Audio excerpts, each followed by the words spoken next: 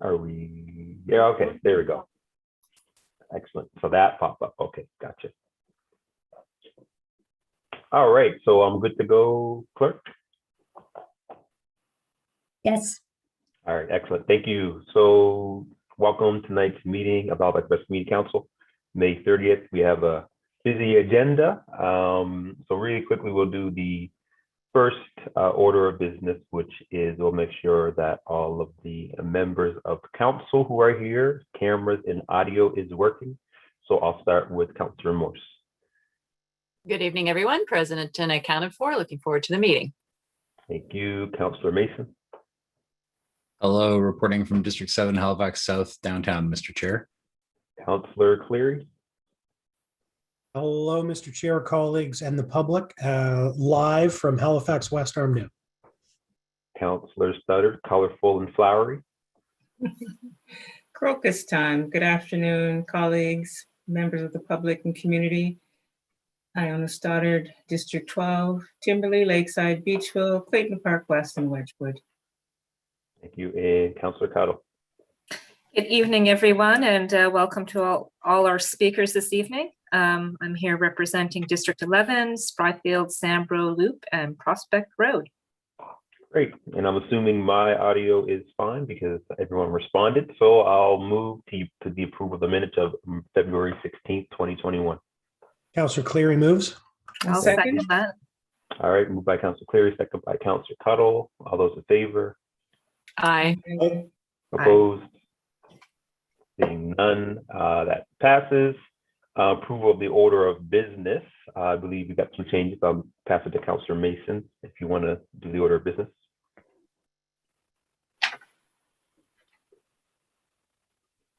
All right, you're on mute. Sorry to Item 5.1. The question is whether or not whether anyone wants to go in camera on that, and if so, I would propose we leave that to the end of the public hearings so that we don't have the public waiting for that. If not, we could leave it where it is.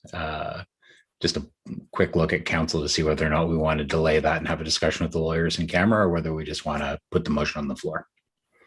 So, Councillor Clear, I know at the last meeting you were most vocal about getting that information and wanted to understand the process. So, are you satisfied with the memo that we got? I am. I have read and understood the memo, and Right. no need to discuss it further. Cool. So, how about we just Sure. now we'll keep it where it is. So the question is, there's no motion attached to the deferred business, but we did have the motion at the last meeting. So if clerk, if you could paste it in the chat, and then we can just get someone to read that into the record, or has it already been read to the record and we just need to vote on it? Don't we need to approve the order of business first? No, yeah. I just want to make sure that if we're not going to go on camera because we don't have the motion on the agenda, that is the motion not on the floor from our last meeting, or is it already on the floor from our last meeting? Mr. Chair, since this is the deferred item, main motion is on the floor, and I just send that to the chat. Okay. So when we get to that item, if there's no further comments, we'll just call for the question. So we're going to leave it where it is. The original motion is in the chat and it's already on the floor. So I'll ask for approval of the order of business. Councillor Cleary moves to approve the order of business. Thank you. Moved by Councillor Cleary, seconded I'll second. by Councillor Stoddard. All those in favor? Aye. Aye. All those opposed? Seeing none, we have the agenda. Call for a declaration of conflict of interest. Seeing none. All right, going to deferred business, February 16th, 2021, 5.1 case 22051, development agreement for service station at 1656 Prospect Road, Hatchet Lake. So the main motion is already on the floor, and I'm not sure if we need to read it or not, just to remind folks. That's up to the committee if you want to read it again, just so folks know what we're talking about. But we are here because the committee wanted more information on the decision by the UARB to not uphold the community council's decision, and they agreed with the applicant that this should be passed. and adopted. So I don't know if there's any further comments from our lawyers or council members before we call for the question. All right, Councillor Tuttle. Thank you, Mr. Chair. I first want to say that I know a number of people have voiced their opposition to this, dating back to September, when the Community Council received a large petition from local residents in opposition to this. Just for those that are listening, and just, for my other council colleagues, just to kind of recap that, back in September 2020, the Halifax and West Community Council refused this development agreement. The decision was appealed by the applicant, and subsequently the UARB issued a decision that ordered us to approve the development agreement. And at our last meeting, we sought a report about the legal impacts and process for appealing the UARB decision. As I understand it, it all comes down to the MPS and whether or not the development agreement meets the criteria set out in that document. And that at this point, we cannot change, we cannot go back and change the MPS. It's grandfathered in based on the time that the application was submitted. I too have issues with this development and its impact on the neighboring properties, the environment, the overall development pattern of Prospect Road.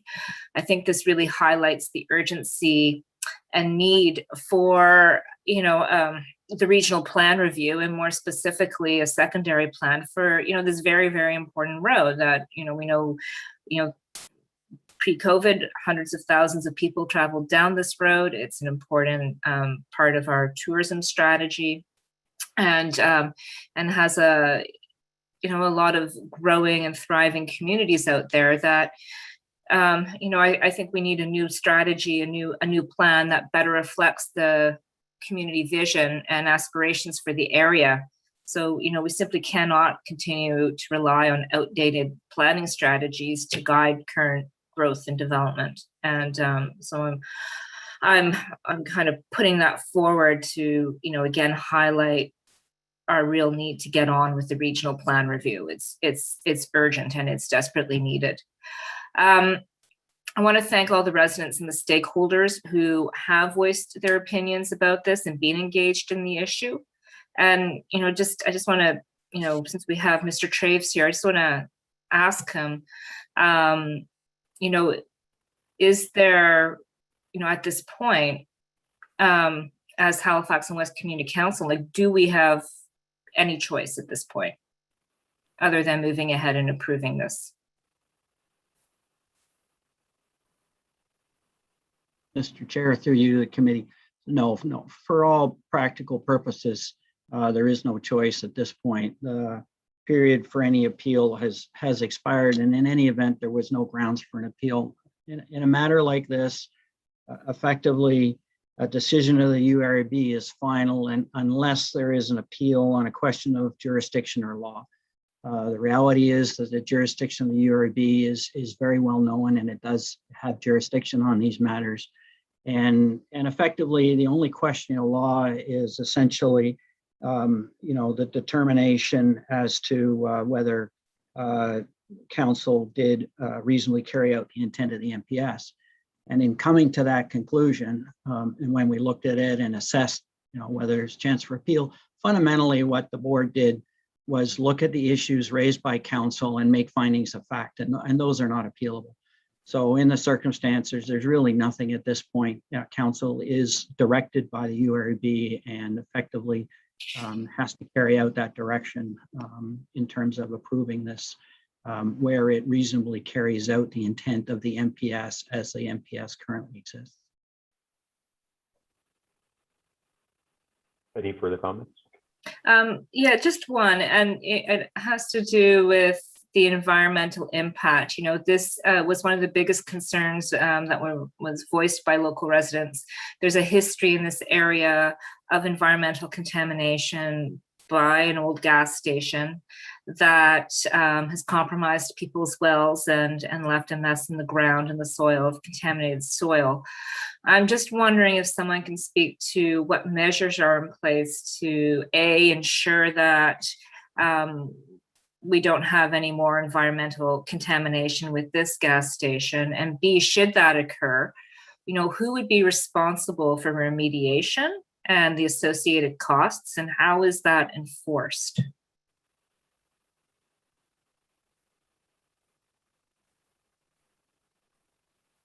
I can probably address that easiest, and you'll.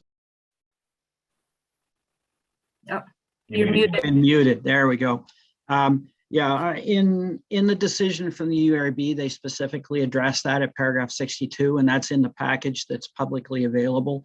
And what they set out there is that the development, when they reviewed it, development agreement requires that any municipal and provincial bylaws must be compliant with, which includes provincial environmental legislation. The agreement further provides that before any work is done on the site, a stormwater management plan and related documentation must be provided, as well as the Department of Environment approval of on-site sewage treatment facilities. In addition, a professionally prepared landscaping plan is required. And so in those circumstances, the board was satisfied that it reasonably accords to the MPS. In terms of environmental requirements, generally, they are administered and enforced by the Provincial Department of Environment. So that would include it talks about the septic tank, but the gas storage tanks and all of those regulations. Those, storage tanks are all required to be inspected and permitted, and they require certification and a review of that certification is my understanding. I believe that's carried out by the Department of Labor and Advanced Education, but it's possible it's Department of Environment. I'm not sure off the top of my head, but it is a requirement that there is a plan for that, and that the operator follows those plans. All right, thank you. Councillor Cleary.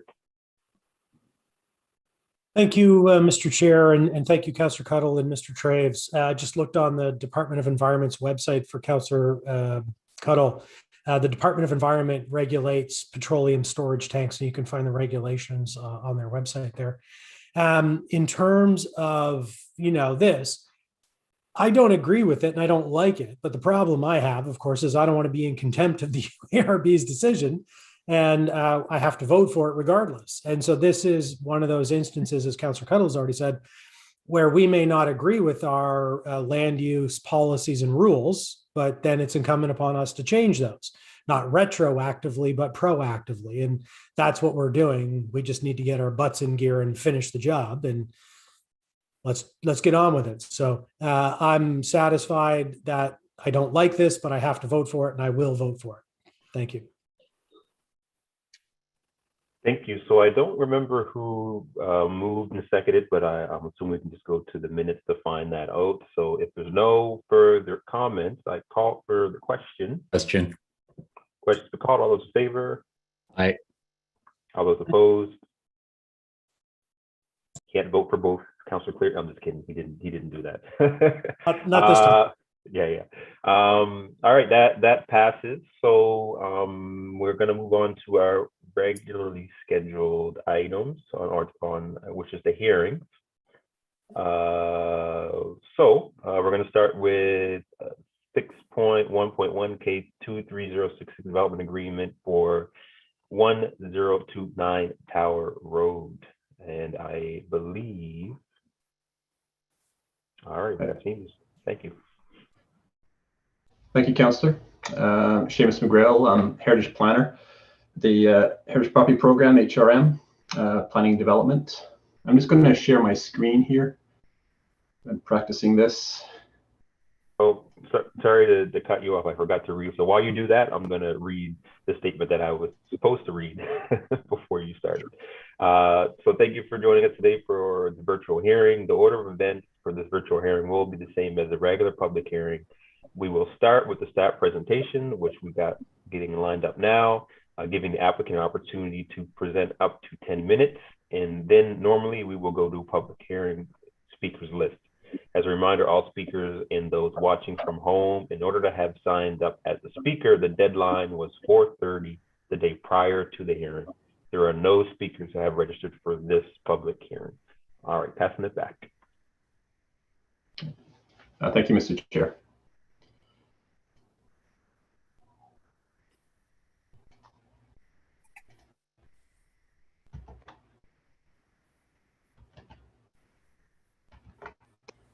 Mr. Chair, are you able to see my screen here? Yep. Yep, sorry, yep. Okay, great, thank you. So again, my name is Seamus McGrail. I'm a heritage planner with HRM's Heritage Property Program with Planning and Development. This is case 23066. It's for an application for a development agreement at 1029 Tower Road in Halifax. And this is the public hearing for this case. The applicant is Zap Consulting. They have made an application on behalf of the property owner. The location of the property is at 1029 Tower Road. It's a municipal registered heritage property known as the Dr. James Doull House. The proposal in the development agreement is to obtain a 3-story multi-unit dwelling and to construct that adjacent to the existing heritage building on the lot. And the heritage building will be conserved and fully restored as part of the application. This is an aerial view of the property. As you can see, the building at 1029 Tower Road currently faces Inglis Street. The front of the building faces Inglis Street. This is another view of the building from Tower Road, and as you can see, the side of the building faces Tower Road. The building is part of a heritage streetscape along with 14 other Victorian buildings, and it was registered in the 1980s as a municipal heritage property, a heritage streetscape. This is a closer view of the property. As I mentioned, it's registered as part of a streetscape, and it's one of the oldest buildings in that streetscape.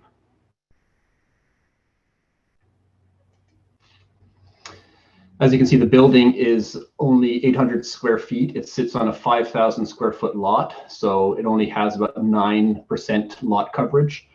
The subject property abuts 2.5-story buildings along the streetscape, a 3-story apartment in behind that you can see here, and 5-story apartment buildings across the street. So it's very much a mixed density neighborhood. This is the site plan as part of the development agreement.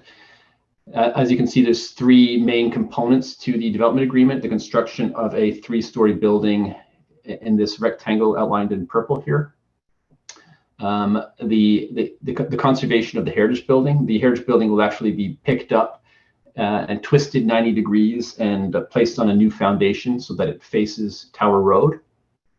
And the general conservation of the heritage building is part of the application as well.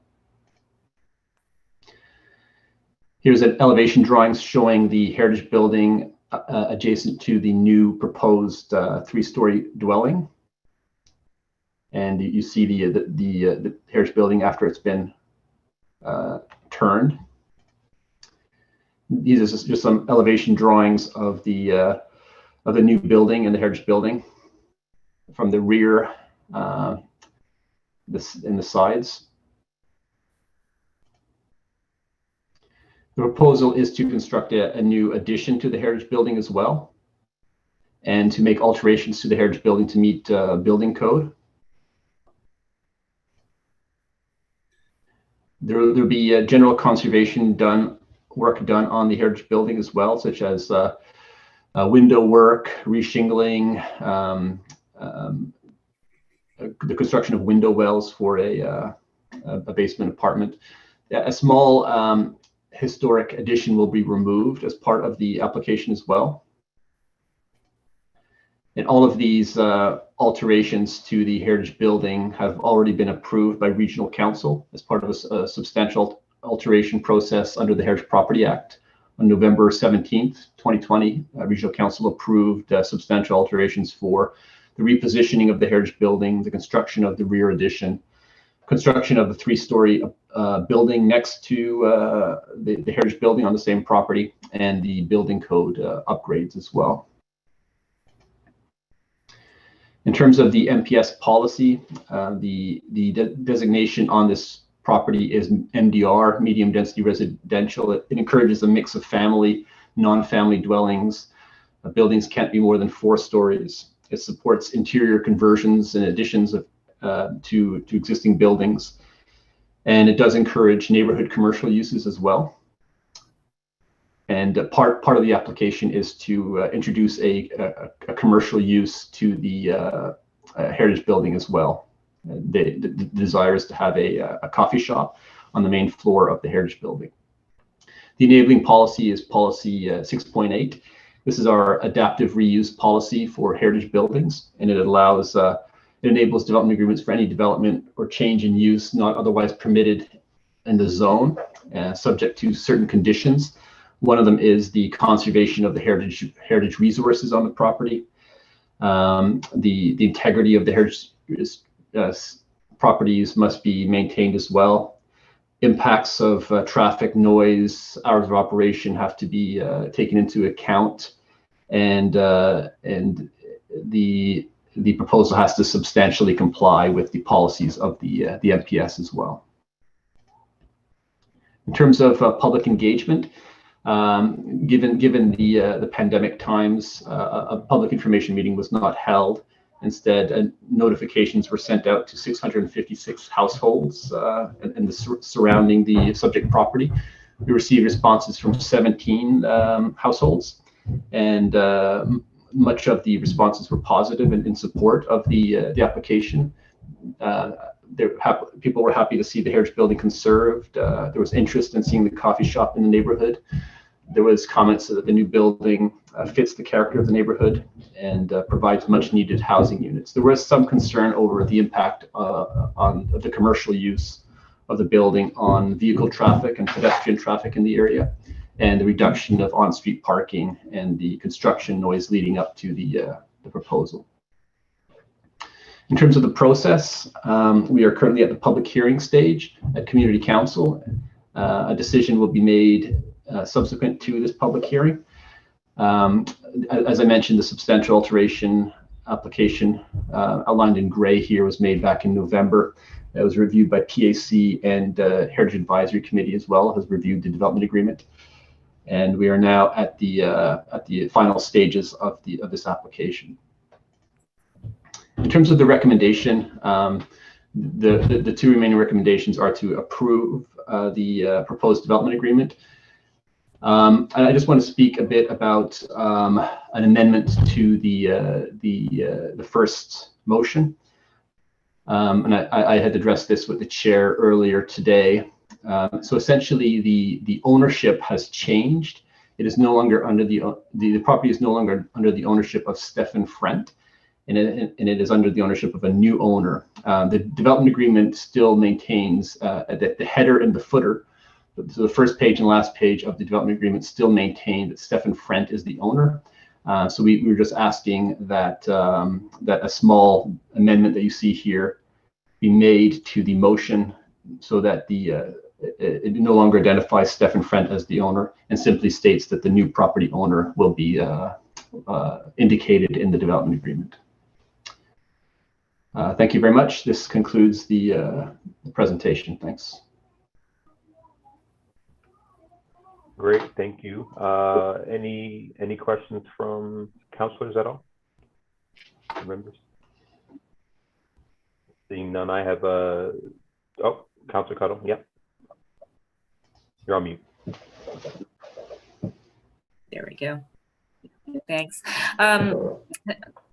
I think this was the first proposal I saw as a new member of the Heritage Advisory Committee, and it's very interesting to see the entire process this has gone through to save a heritage building and get a 3-story building across, onto that property. It is quite a process, and I appreciate the work that goes into that from everybody, from the applicant to staff to all the members of all the committees.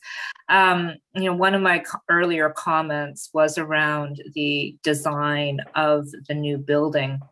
And, I just want to make a comment here about while we're saving this heritage building, which I think is wonderful that we're able to do that, and that you know, the applicant is willing to reposition it and repurpose it. Councilor Cutter, really quickly, this sounds a little bit like debate. This is just clarification for staff on the presentation. Yeah, it's about the standards of the new building. Okay. And about our ability to, when we approve these, to critique and provide input on, in this case, on the building that's going next to it. And while I know through the presentation that there were, you know, it has this element and it has that element, I'm wondering, what is the, if we could, what is the ability through this process to effectively critique the new builds next to the heritage builds, in providing, not, you know, providing input and but professional critique in this process between HAC and PAC and all the other processes? Was there a design? Was there a design review of that new building, and who was it by? Thanks for the question. Through the chair, there was a review of the as part of the substantial alteration process. The Heritage Advisory Committee and Regional Council both reviewed the conservation standards and determined that they were that they applied correctly.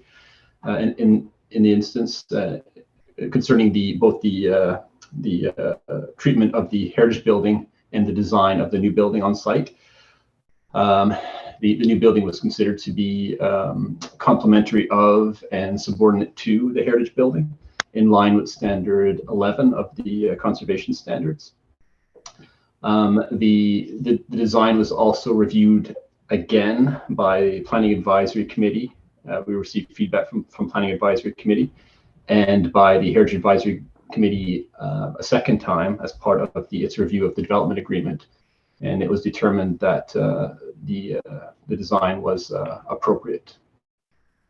So it never went, though, to a design advisory committee or anything like it went through planning advisory and through heritage advisory, but not design advisory. No, I guess that would be my comment is that, you know, I think through those committees, there perhaps isn't the level of expertise to effectively critique these new contemporary buildings, and I would love to see that moving forward. But thank you for your answer there. Thank you. I don't see anyone else on the list, so I just had two quick questions. So, and it was that around the subordinate, which is a term that I don't usually use. So help me understand a little bit. So when you looked at that piece, when it comes to subordinate in relation to the heritage property, what are you basing that on? Because looking at the new development, it's taller than the heritage building, but understanding that subordinate doesn't mean it has to be the same size or shorter. There's other aspects that you look at. So just a little bit of understanding of how that is assessed. Thank you for the question, Mr. Chair. It's always a debate about the application of the term subordinate when applying that particular conservation standard. In this case, as I mentioned, the building is the cottage is a 800 square foot footprint on a 5,000 square foot lot. So it has 9% lot coverage. So it's a small building on a large lot. And by turning the building and placing it on the northern portion of the lot and constructing a new building to the south, it appears as two separate properties as part of the streetscape. It follows the grain of the 14 other properties in the streetscape in terms of the frontage, because the frontage of that property is very wide as well. So the general appearance was that it followed the rhythm of the streetscape. The heritage building was still set back from the street to preserve its sort of unique setting as a cottage on a small cottage on a large lot. So it preserved that aspect as well. it wasn't determined that the new building really detracted or overwhelmed the cottage. They really will appear as though they're on separate lots, even though they're essentially on the same parcel. Okay, great. That's very helpful. The last question is the amendment. So we're removing the name of the last owner. Do we have to put the new owner's name in the motion, or it's the way that it's worded? We don't need to say who the new owner is. We just say the new owner will sign the agreement. Thank you for the question, Mr. Chair. We did consult with council, and it was determined that it's suffice to say the new property owner. Okay. All right, great. So thank you for clarification questions. Seeing no more, now ask that the applicants, which I believe we don't have anyone. Sorry, we don't have anyone signed up for the public hearing. So we're going to go to the applicants, which I believe is Connor Wallace from Zaptic. Hey, Connor, see you there. Are you being joined by Tristan James? Yes, so Connor Wallace here. Thank you, Mr. Chair. I am here with my business partner, Justine Bowles, as well as our client and the developer, Tristan James. We're all in the same room here, so we're just going to connect through this one screen here. And I believe I had circulated my presentation. Would you like me to share that myself, or it looks like it's, there we go. Perfect. You speak and it will appear. Hey, sounds like it. Okay, great. So thank you all for your time this evening. I plan to be brief with you this evening. I'd like to first of all, thank Seamus for his detailed presentation around this application. My presentation here just has a few slides with some of the drawings that we had prepared for the development agreement, site plan, elevation drawings, and the conceptual rendering. And the main reason I want to have these in presentation form is because we want to have the opportunity for council to ask any questions or clarifications they may have for us. And it would be having these drawings in my presentation is I can kind of refer to respond to any questions you may have.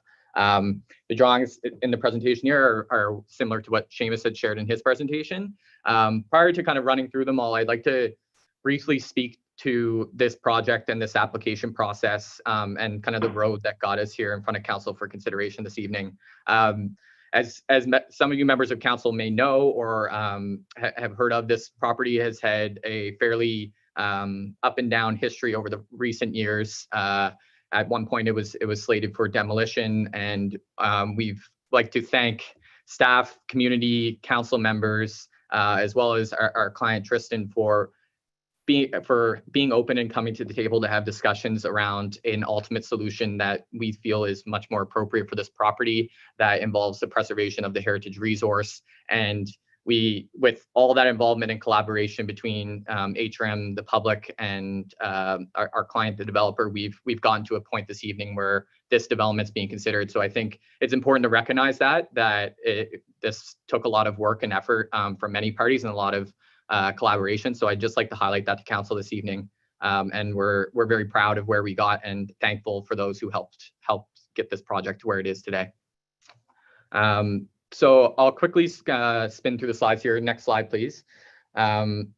So this is just a little zoom in of the site plan that is prepared and is scheduled within the development agreement.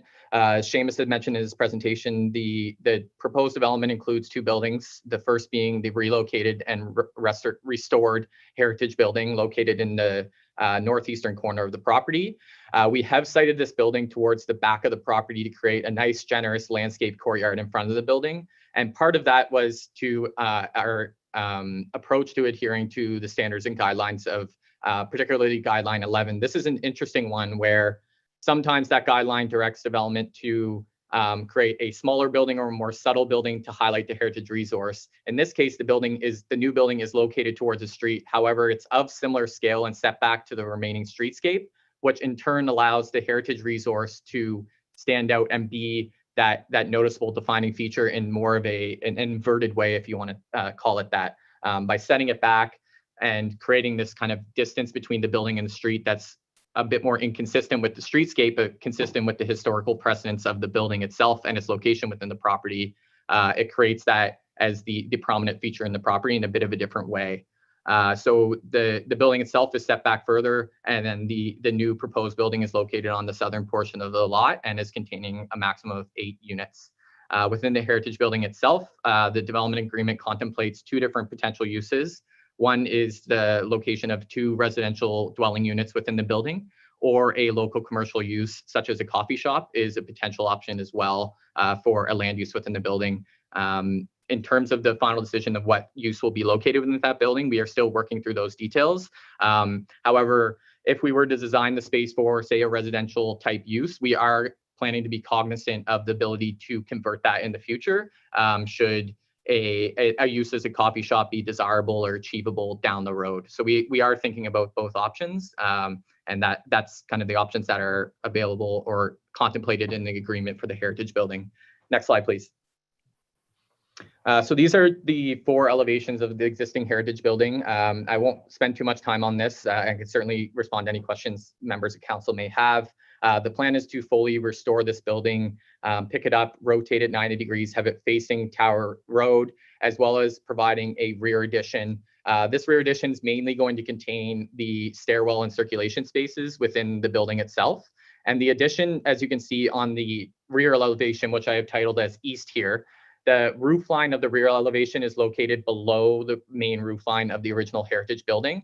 This is to ensure that the building, as it faces Tower Road and as shown on the elevation that says street below it, is that roof line and massing is kind of hidden behind the original roof line of the building to ensure that that original historic roof line is preserved and prominent. Next slide, please. This is the street elevation and the northern elevation of the proposed new building. As mentioned, this is proposed to contain a maximum of 8 dwelling units. The street elevation shows the elevation facing Tower Road. This will include the primary entrance to the multi-unit dwelling to provide access to the internal circulation spaces such as the stairwell and lift to access the various units within the building. So they would all be access from a common entrance. In addition to that, the building does include a sunken terrace adjacent to the north facade, which allows for an exterior terrace space in front of the basement units, and also allows more open space and light to enter into the lower level of the building to provide more living space in there that adheres to best practices. Next slide, please. So this is the rear, east, and the south elevations of the building. And the east elevation includes a secondary exit from the building, which is required in the order to meet building code standards for the number of units and the type of building. So this provides a secondary access entrance and exit from the building for those units that also has a pathway connection back out to Tower Road. On the south elevation, we do actually propose a recess and exterior patio as part of the a recess into the southern roof line. So that the idea is that the top unit will have an exterior patio through a recessed roof line to provide an outdoor space for that unit.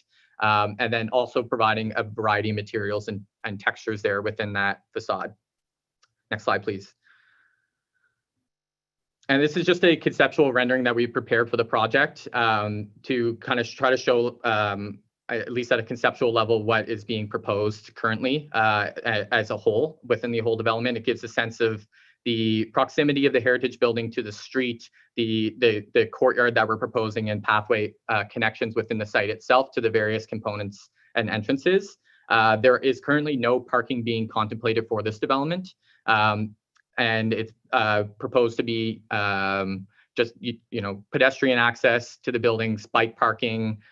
Due to its location, it was desired to focus on the building and site layout from a more walkability and active transportation perspective. And due to the size of its site and what's being proposed, the decision was made to not include parking. So this was just a snapshot to give a bit more of a conceptual look of what's being proposed. And that's all I have for you today. Me and my team here are certainly available to answer any questions or clarifications you may have, and we'd like to thank you for your time this evening. Great, thank you, Connor. Are there any questions or clarification from members at all?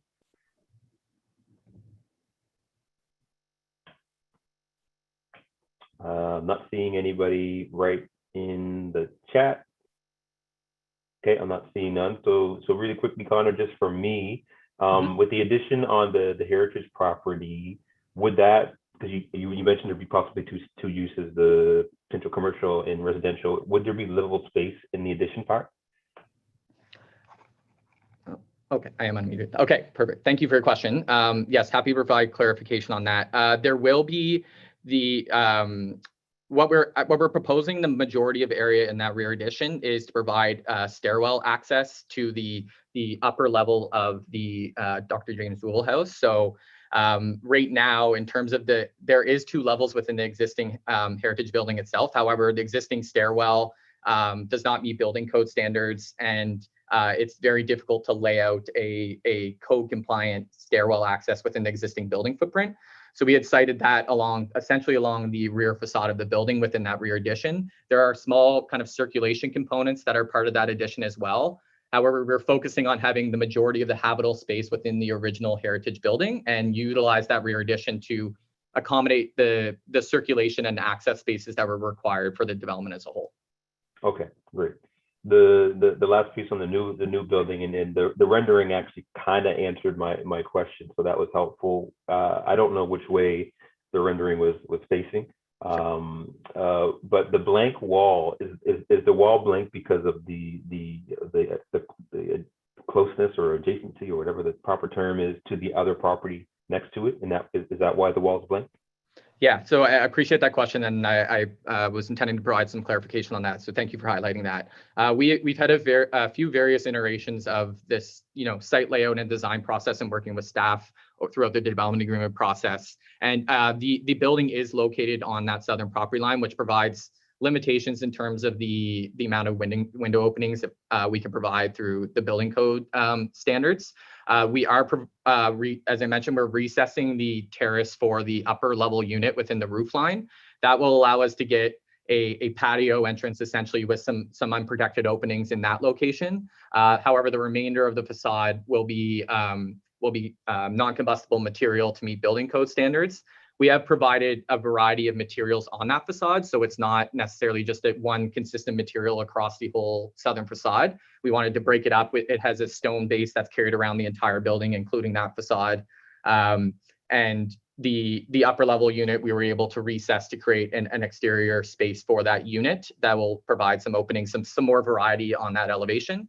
But however, due to the size of the property and the distance are required from a code perspective between the 2 buildings, and also the distance we're required to be set off the northern property line for the heritage building itself, has led to this site layout arrangement and design approach for the overall development.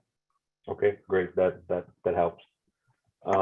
So just getting the agenda back here. So there's no one else that's put their name in the chat.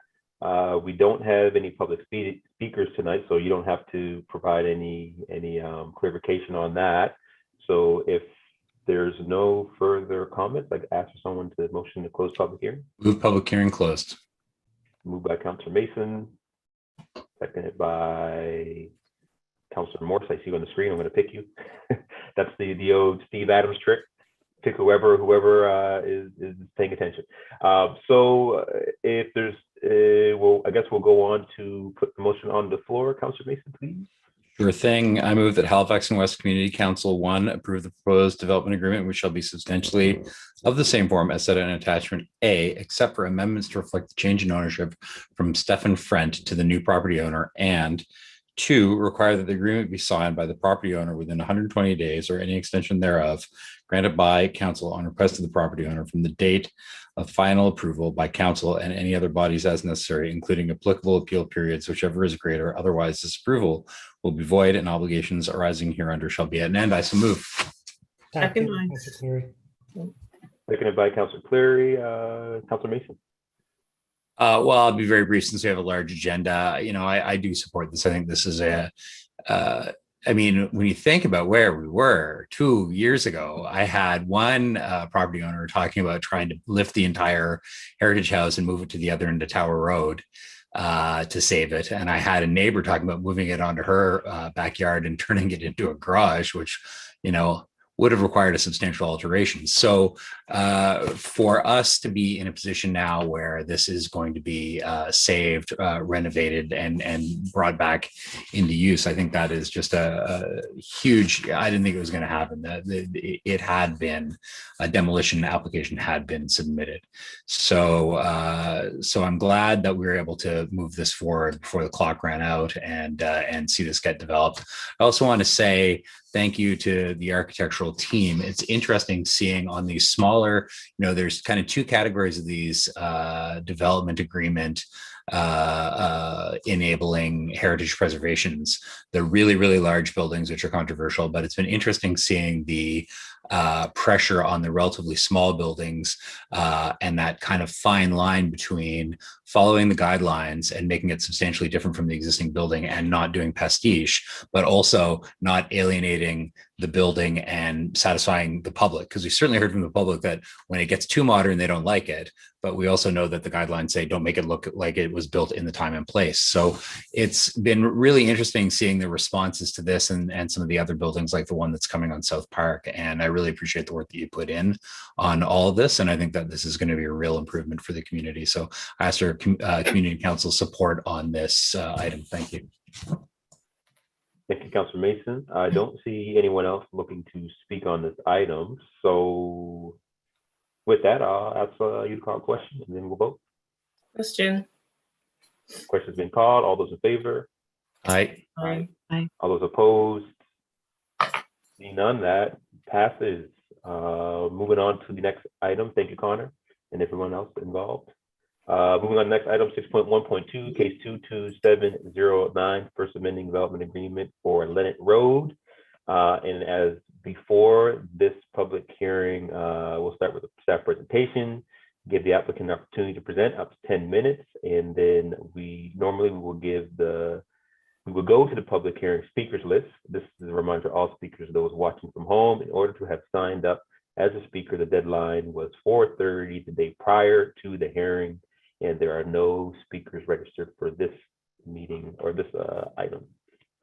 So I'll ask, I believe, Brittany, you have this item. Yes, thank you, Mr. Chair. Just give me a second here. I'm going to share my screen. So my name is Brittany McLean. I'm a planner with the Urban and Abled team. So bear with me here. We're new with this platform. Okay. All right, I can see it on my screen. All right, you can see it there? Yep. Okay, perfect. So like I said, good evening, members of council. My name is Brittany McLean. I'm a planner with the Urban and Abled team here with HRM. Tonight, I'm here to present case 22709, which is an application for an amending development agreement for Lynette Road in Halifax. So the applicant is Stephen Adams on behalf of the property owner, Falco Properties Incorporated. The site includes 2 parcels off of Lynette Road and McIntosh Street. The applicant is applying for substantive amendments to reconfigure a previously approved residential development on the lands that consists of 1 40-unit multi-unit dwelling and 6 townhome dwellings. Here's the site outlined in red. The site is made of 2 parcels of land and includes the entirety of Lynette Road. So the site is located within a predominantly residential neighborhood with various residential unit types that include multi, semi-detached, and then single unit dwelling types as well. Here's a view of the site at the end of Lynette Road. So this is where the development work would begin. The road there is lined by existing residential uses. And you'll see later on the site plan, but a cul-de-sac bulb is proposed to begin straight ahead where you're looking there. So here's a view of the site to the left where it would gain access from McIntosh Street. So McIntosh Street is also lined with existing residential uses there. So the site is zoned RDD, which is the Residential Development District, and R4 Multiple Unit Dwelling Zone under the Halifax Land Use Bylaw. It's designated Residential Development District and High Density Residential within the Mainland South Secondary Planning Strategy of the Halifax MPS. The site is currently vacant, So there are policies 1.5 and 1.5.1 of the Mainland South Secondary Planning Strategy, and then an implementation policy number 4.4, which provides council the ability to consider a residential development by development agreement. So these are the same policies that the existing development agreement was approved under back in 2018. Like I said, the existing agreement was approved by Halifax and West Community Council on August 7th in 2018, and that allowed for the development of a two-phased residential development containing a mix of residential dwelling types with access at the end of Lynette Road and McIntosh Street in Halifax. So the construction of the development has not yet commenced. Okay, so the applicant is proposing to reconfigure the design of the previously approved development, which contains 6 townhomes and a multiple unit dwelling, and also private surface parking there. You'll see in behind the multi and then at the cul-de-sac as well. They are asking for this request due to unforeseen site grading constraints. So it's quite hilly there. And when they were going to start development, they decided to come in with this application to kind of move around some buildings. So for the multiple unit dwelling, there's no change in the unit count. It remains at 40 units in there. The building orientation on the site, like I said, it will remain largely the same. It's been shifted 20 feet southeast on the lot. So for the townhomes, again, there's no change in the dwelling count. There will be 6 is what they're proposing. The townhomes will be moved from the rear of the lot to the front of the lot on either side of a private cul-de-sac bulb that you can see there. So there's a minor change to the phasing line between phases 1 and 2, and that's proposed to accommodate the reconfiguration of the buildings on the site. And they've also asked for a time extension for the date of commencement of construction of 5 years. So reconfiguration of the common shared private driveway was proposed as well, which is now the cul-de-sac bulb that you can see there. And they've proposed that for increased vehicular flow and then emergency vehicle access. So in the existing agreement, the entrance to the development doesn't include the cul-de-sac bulb. It was just a large rectangular shared parking lot. So one last thing here that the applicant's seeking is to have 2 options integrated into the amending agreement. And this was for flexibility of parking on site, again, due to grading constraints near the back of the multi-unit there. It's quite sloped. And so they're not sure what those constraints will be until they start commencing construction. So option 1 is what you see in front of you there. And that provides all of the parking for the multi-unit to be located in that lot, that surface parking lot at the rear. And then option 2, which I'll show you here on the next slide, allows for between 12 to 20 of the required parking spaces to be located under the multi-unit building and screened from view, and then the remainder of that parking at the grade surface lot at the rear of the building. So other than parking, there's no other changes on site between the 2 options. So I'll just toggle really quickly so you can see. There's the option 1 there. You can see the rear parking lot at the back, and option 2 circled in red. You can see the parking lot gets a bit smaller.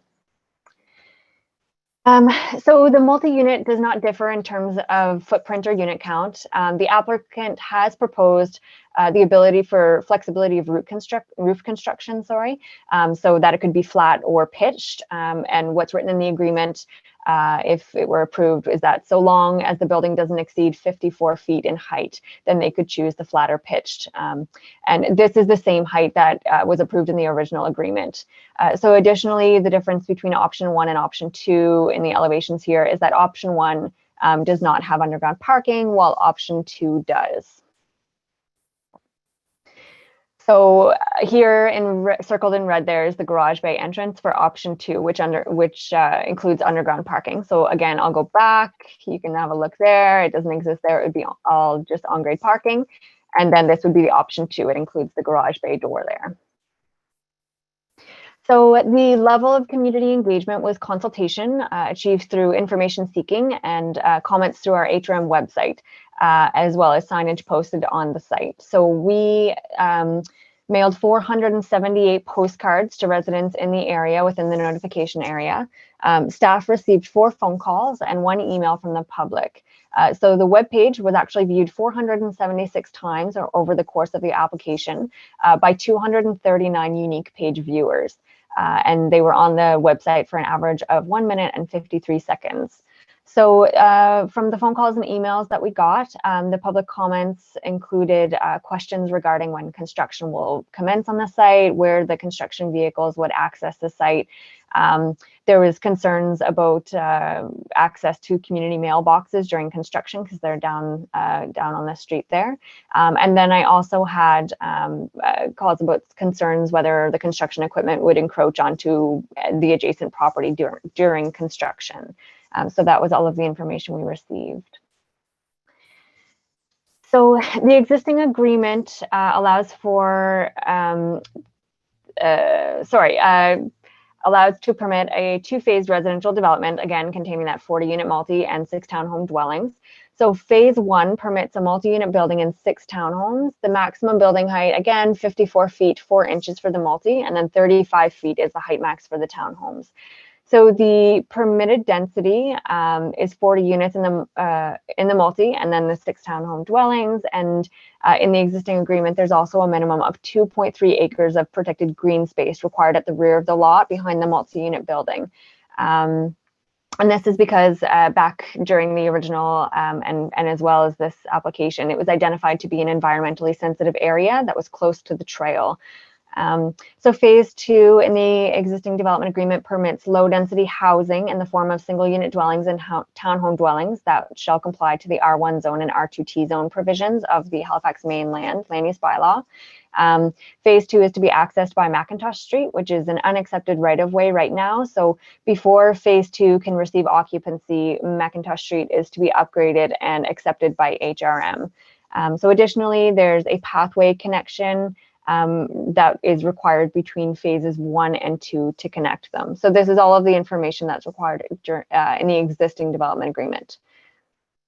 So for the proposed amending agreement, it includes the reconfiguration of the multi and the townhomes on the site, and also the common shared private driveway at the end of Lynette Road to reflect a cul-de-sac bulb.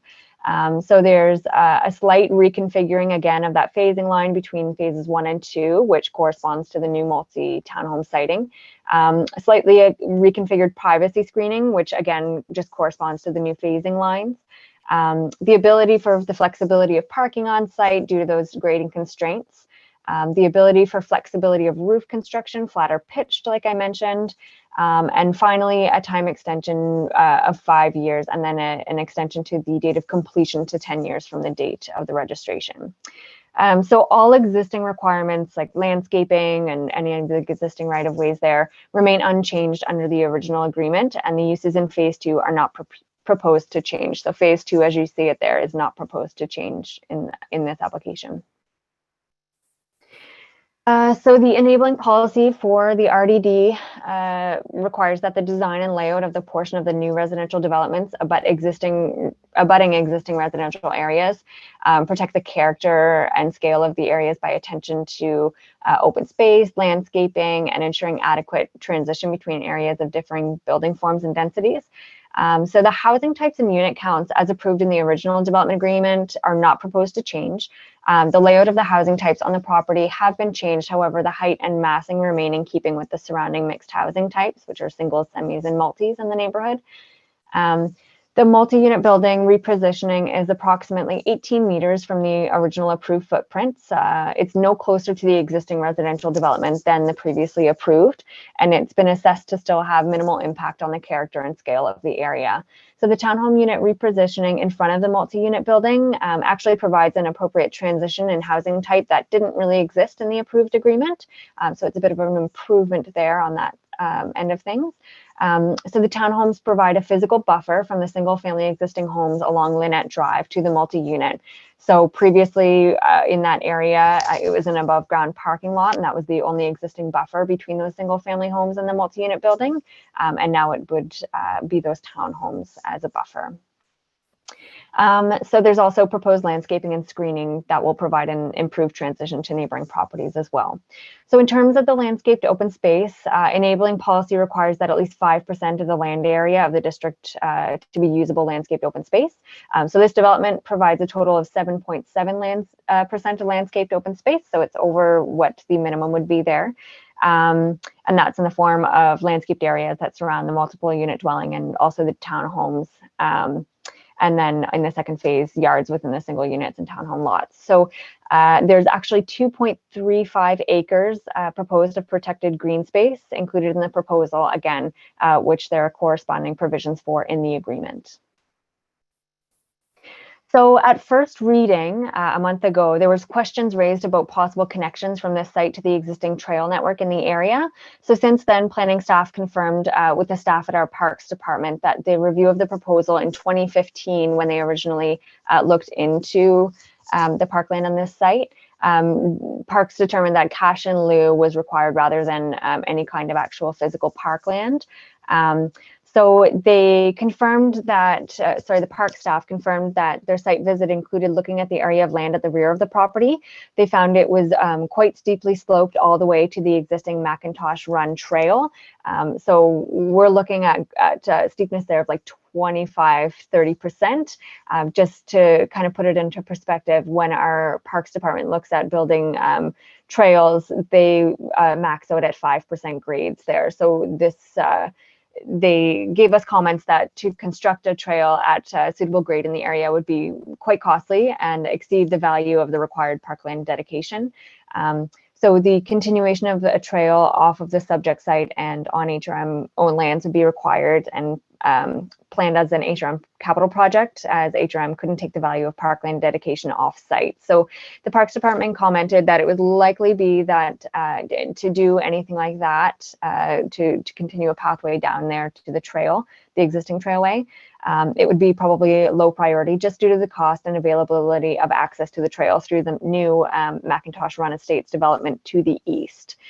So you can see at the bottom of the screen there, there's a couple of new cul-de-sacs. That would be the Macintosh Estates development. I'll explain in a little bit what Parks had in mind when they were looking at trail pathway connections there to the Macintosh Run Trail. So when phase 2 of this development is constructed, access to this trail will be created through Macintosh Street and then through an approved road network for the Macintosh Estates development. Those roads haven't been built yet. You can see on the mapping that it's just trees, but it will eventually be a new roadway in there. The red line there shown on this map just generally depicts, I'm not sure exactly where the new roadways are, but what the Parks Department was looking for was that from this site, there will be sidewalk connections to reach that point down at the bottom there. And that is where there's access for the trail that exists there. So they'll be able to reach that access. And I'll show you, this is closer up here. So this is the access point that I'm talking about. So this is the access from the new Macintosh Estates development. Once again, those roadway connections are built, the community, including those on Lynette Road, they'll be able to walk to this area. So we also had questions from council that were raised about the possibility of using an easement through the site in favor of HRM for any kind of future pathway connection allowance instead of this connection through.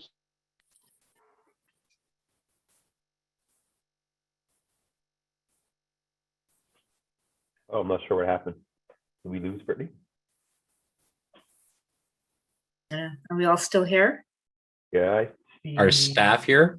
It could be Alderney or the HRM internet again. I'm here in Bears Road. And I am here in my own home, so my internet connection is fine. Hey, Maggie. Hey, thank you, Councillor. Councillors who don't know me, my name is Maggie Holm. I'm the principal planner for the Urban Neighborhood Group. It does sound like Brittany lost her connection. I believe she's at her house doing the presentation. I can say she was on her last slide. So she had one additional slide that was talking a little bit more about the parkland. But she did complete her presentation for the most part. So I'm wondering, colleagues, if you want to give Brittany a minute or so, or do we want to just continue? And I'm back and I just finished the whole presentation and I can't see your faces and I have no idea where I was cut off. Where did it cut me off? Just at the second last slide, I think it was. Oh, perfect. Okay. Yeah. If you don't mind, Mr. Chair, I will just bring up that slideshow again. and I can finish that off for you. My apologies. No worries. That's technology. Okay, can you see my screen there? Yep. Okay, I'm gonna go from, was it this slide here? So it was actually, no, I can't see. Did it freeze? I can see it in just regular view. I can't see it in presenting view. Do you have it? Okay, no, I do have it just in the regular view there. I'm just trying to figure out which slide I was on Slide when it 16. cut off there. Slide Yeah. 16? Okay, perfect. I will go from that slide there. Okay, perfect. Can you all see it? Not yet.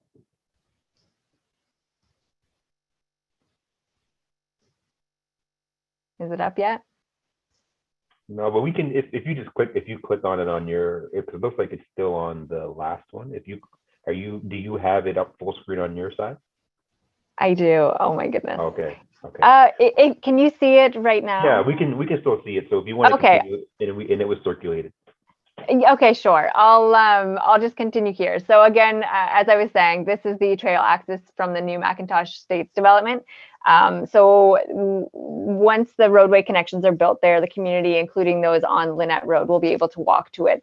So I just wanted to bring up one final thing, and that was that questions were raised about the possibility of using an easement there through the site in favor of HRM. And that would be for future pathway connection allowance. The Parks Department confirmed that such an easement would be a risk or liability to HRMs, and that they wouldn't recommend taking it as an asset. So additionally, it was anticipated that such an easement wouldn't be considered as part of the value of parkland dedication required because it doesn't meet the definition of usable land criteria in the regional subdivision bylaw, which is the criteria that parks are looking at. So if you can still see that site there. After staff review, staff recommend that Halifax and West Community Council approve the proposed amending development agreement. And that was the end of the slideshow. So I'm going to stop sharing now. All right. Thank you. Oh, thank you. And we made it even with the technical glitch.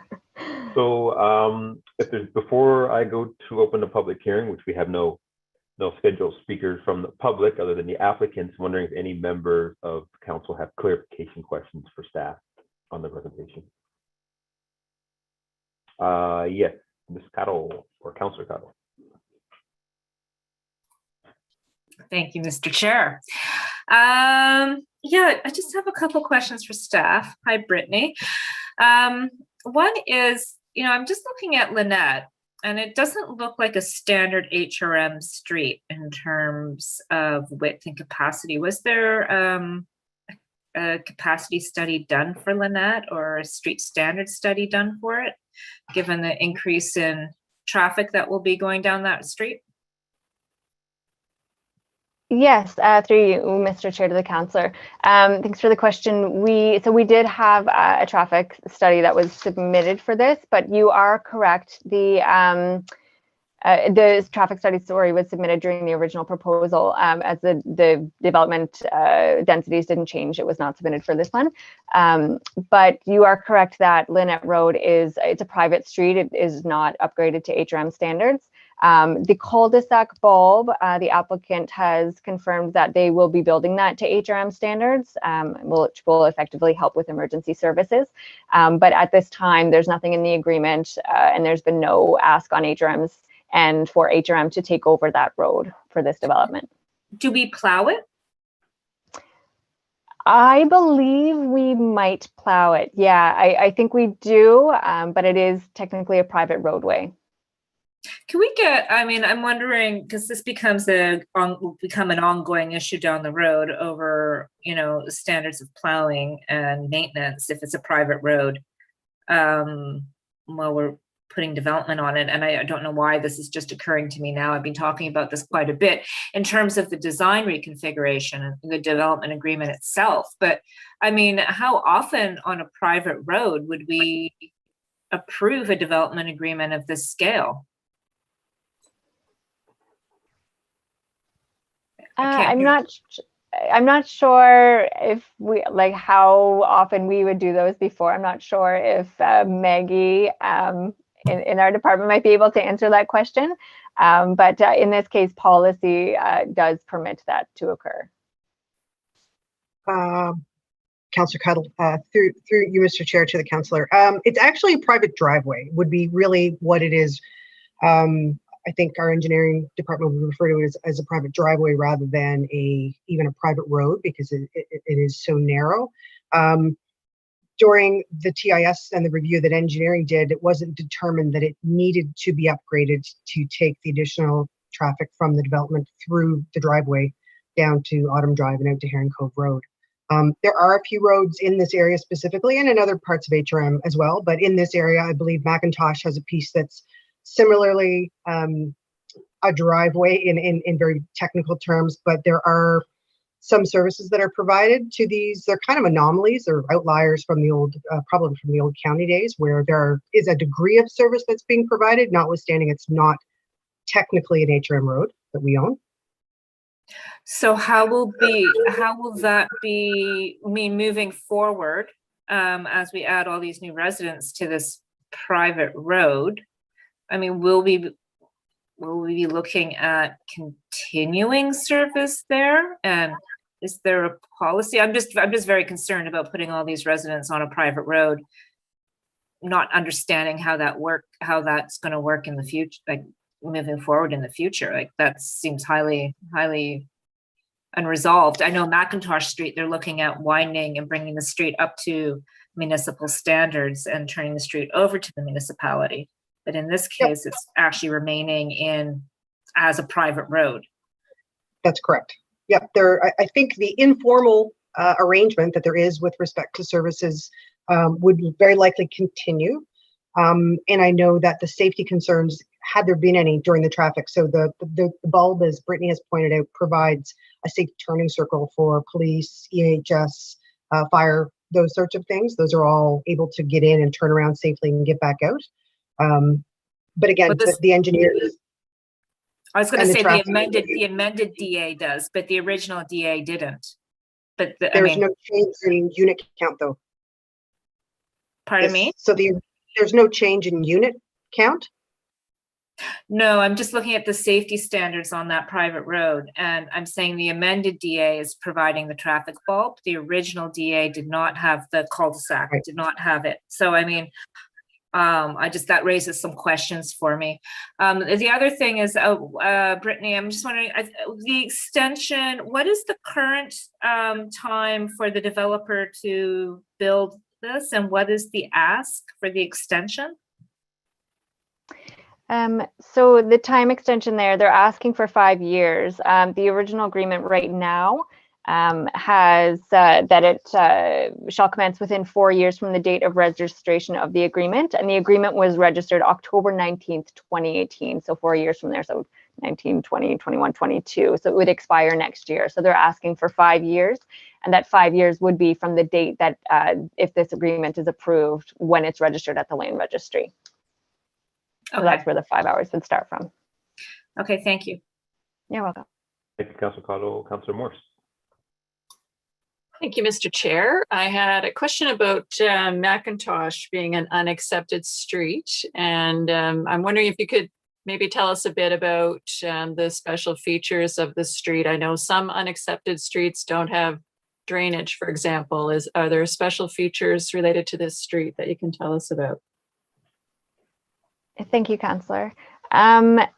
For this street, it's actually going through an application process right now. So there's a development, I believe, down by McIntosh Estates, and they're working on acquiring a piece of property from McIntosh in order to widen it. And it eventually, the purpose of that is to actually upgrade the entire McIntosh Street to be taken over by HRM Municipal. So at that point, it would have municipal services and meet all of the guidelines for municipally owned roads. So right now, I would assume that it is not, as Maggie was saying, it's kind of an anomaly. Some of the streets do have certain services. The engineering department would have a little bit more information on what services those would be. But in the future, I know there are applications being looked at currently to possibly upgrade that entire McIntosh Street to have all of the services. And would that be at HRM's expense, or would it be at the? That would be at the developer's expense, and then once it's taken over, then it would be on HRM. So in this agreement, there is something written into the agreement that in order for phase 2 to commence of this development agreement area, that McIntosh Street has to be upgraded to those full services. So like I said, from my understanding, I believe it's actually might be happening between a developer down the road starting on that process to upgrade it. So once that McIntosh Street is entirely upgraded, then the owner of this property, again, if this development agreement were approved, can begin applying for their permits for their phase 2 there for the single units on the cul-de-sac balls. Okay, thanks very much. Thank you, Councillor. Anyone else? Comments at all? No. So really quickly from the chair, well, from my chair at home, I just need a little bit more clarification on the roof aspect, because both the applicants and the staff presentation, there's no clarification on the one could be flat and one could be pitched. So looking at the drawing here, I believe the roof would extend potentially to 10 feet. I can't really tell from this. So 10 feet flat, and it would be the same height pitched. Yeah, Mr. Chair. So it's basically if it is the agreement would give them the option to build up to that maximum of 52 feet. So whatever the roof pitch ends up being, it has to be under that 54 feet. So if it's flat, possibly the building, yes, might be a little bit lower, but they could still build it up to the 54 feet. Unit count has to stay the same though. Right. And it's tied to those elevation drawings. But if they do decide to change that pitch, I know right now they're showing it flat roofed. If they do decide to design it with the pitched roof, it has to be under that 54 feet height maximum. So they could go to the maximum straight in square, or they can go to the maximum with the pitch, but it can't have any livable space that changes the unit count. Yes, Mr. Chair, that's correct. Right. So excluding unit count, could it be available, usable space in other aspects? So there's a definition there. It can't be have habitable rooms is how it's defined in the land use bylaw. So when development, if they came in and got their development permit, the development department would be looking at that definition there. And I believe habitable room definition doesn't include like actual like bedrooms or anything like that. So possibly maybe they might be able to do something creative with like a, I don't know, a facility room or something. Right. But so like amenity space would be fine. Storage would be fine. Okay. Yeah, and same thing in the underground space there, where they have, in option 1, they've got an underground parking. Option 2, again, has no underground parking. In that space, they could, again, it says that there not be any habitable rooms in that space. Okay. I don't know if that helps clarify. No, it did. That's great. So nothing else from me. I did have a question about the road aspect of the maintenance piece, but Councillor Cuttle talked about that. So moving on to the public hearing aspect, as mentioned earlier, there's no scheduled speaker, so we're asked that the applicant, sorry, I am on a wrong, there we go. Ask the applicant to come forward. And I believe I see the esteemed Stephen Adams here to present on behalf of the property owner.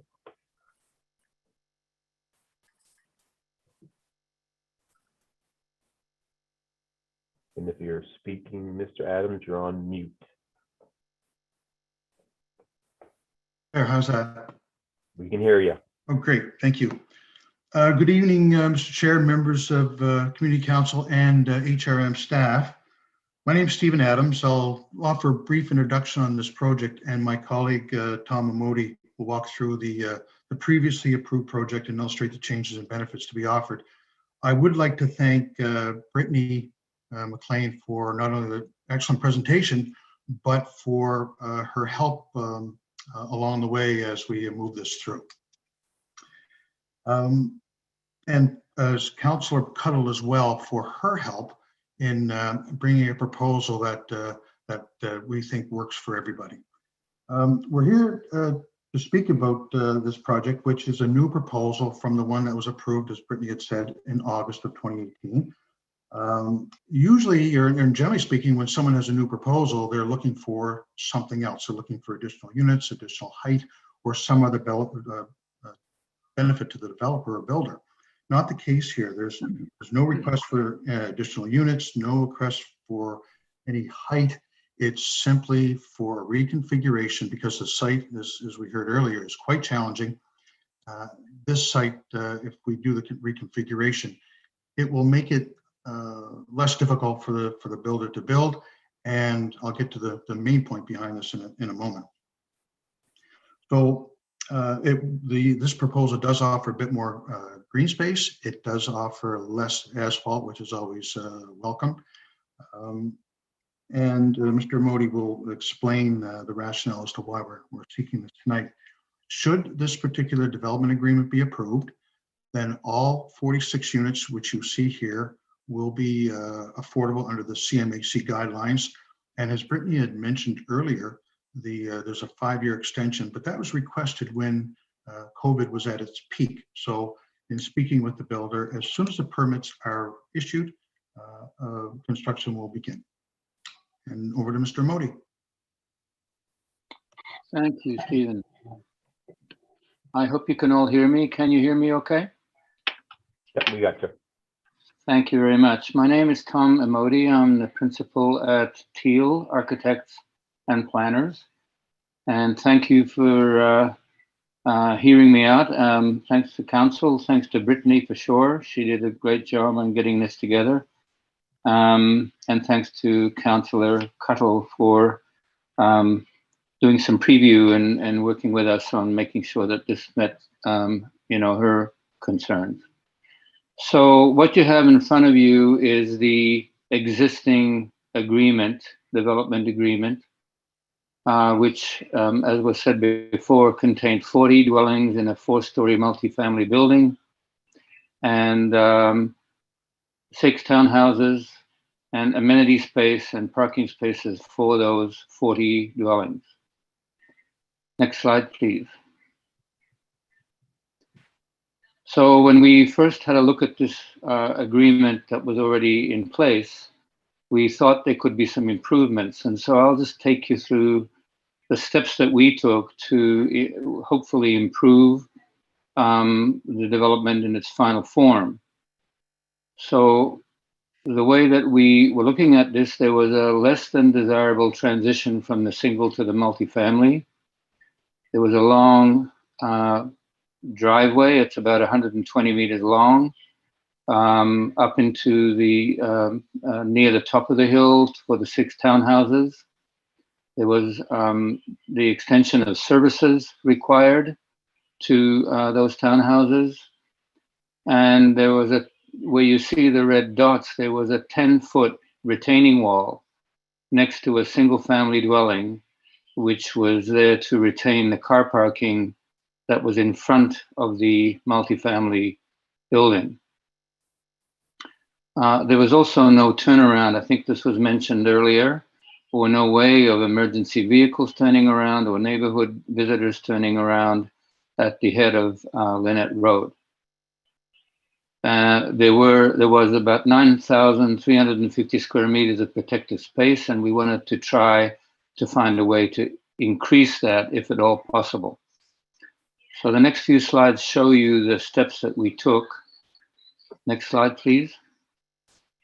So as mentioned before, we decided that the best thing to do would be to have a turnaround, a cul-de-sac, which would enable the local traffic and emergency vehicles and garbage collection, all of those service vehicles to turn around without having to go into anybody's driveway.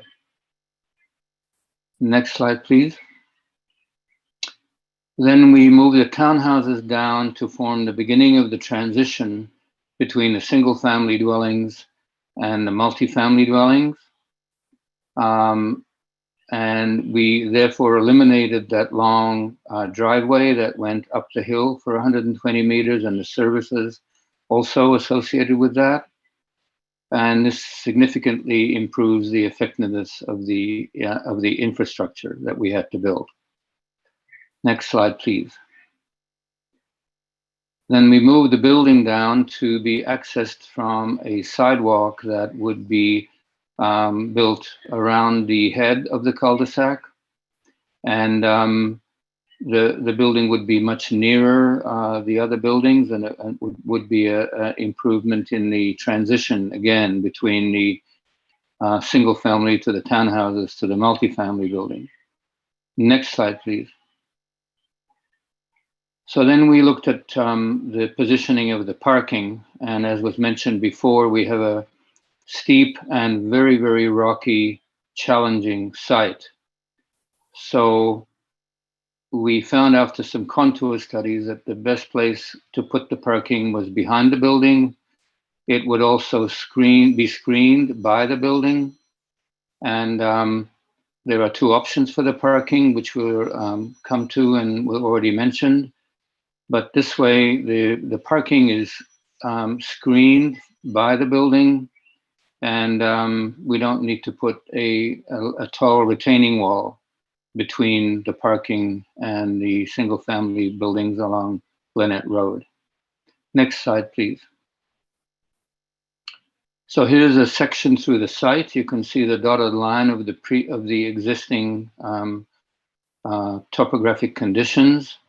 The 4 levels, which are indicated in yellowish tone, are the residential levels. There will be no residential units anywhere under or over in the roof, like the previous question. The lobby of the building is the light blue rectangle you can see on the left at the bottom. And if possible, we would have some underbuilding car parking that would be at the northern end of the building, because we are quite sure that the southern end of the building won't accommodate, won't be able to be excavated sufficiently. So the underbuilding parking we'll have to determine once we get on site and do some excavation and some exploratory drilling. Next slide, please. So here's option 1. As we said earlier, the numbers of dwellings, the amenity areas, the parking spaces are exactly the same as in the approved DA, as is the building height.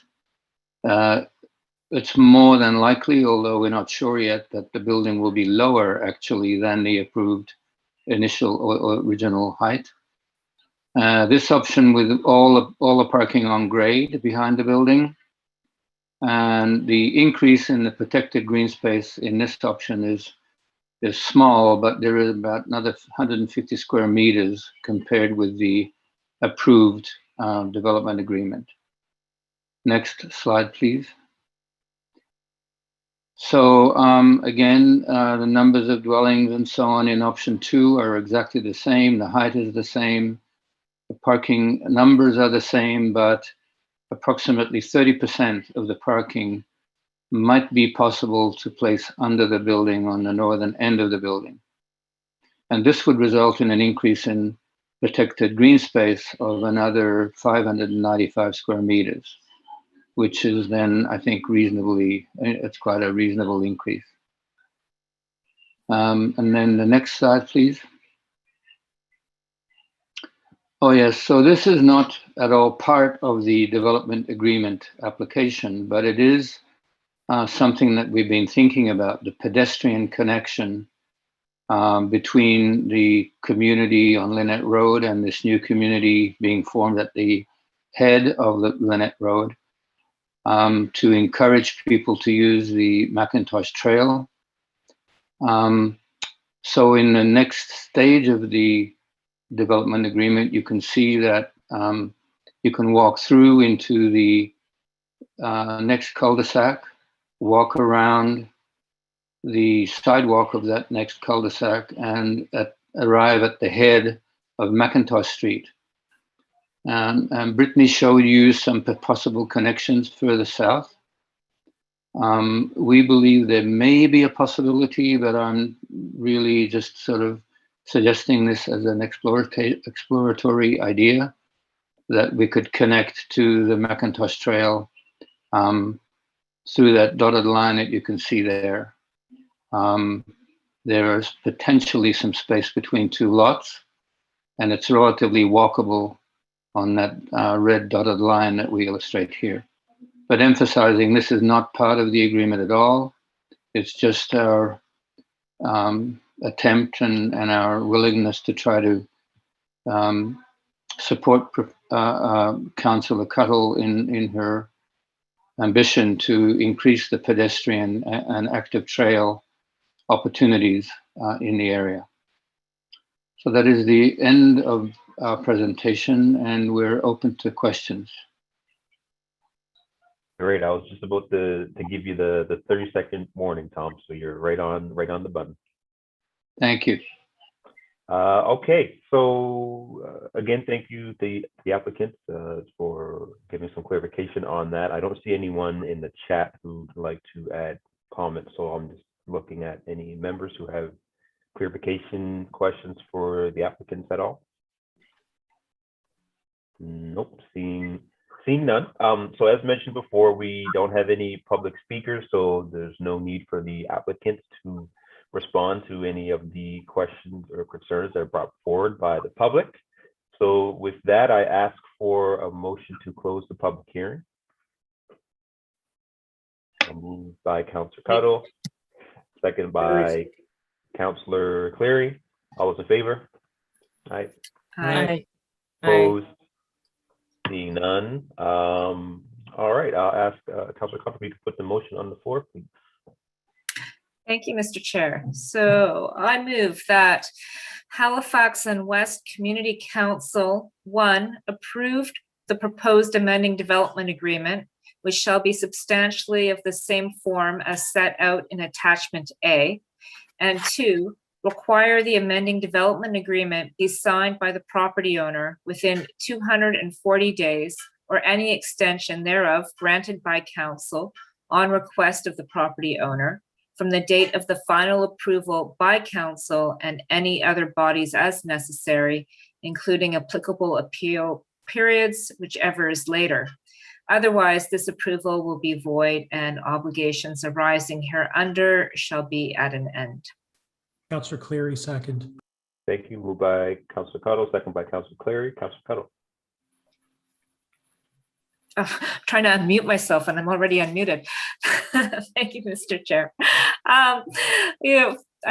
First of all, I want to say that I'm so pleased that this development amendment is coming forward, because I'm sure we can all see from the presentation that was made what an improvement the amended DA is over the original concept. And still, in fact, I'm still kind of scratching my head here, wondering how that original DA even got approved without consideration of access for emergency vehicles, no, turnaround, all of it, particularly on that private road. So I am going to support this development agreement because I do think it is a tremendous improvement over the original one.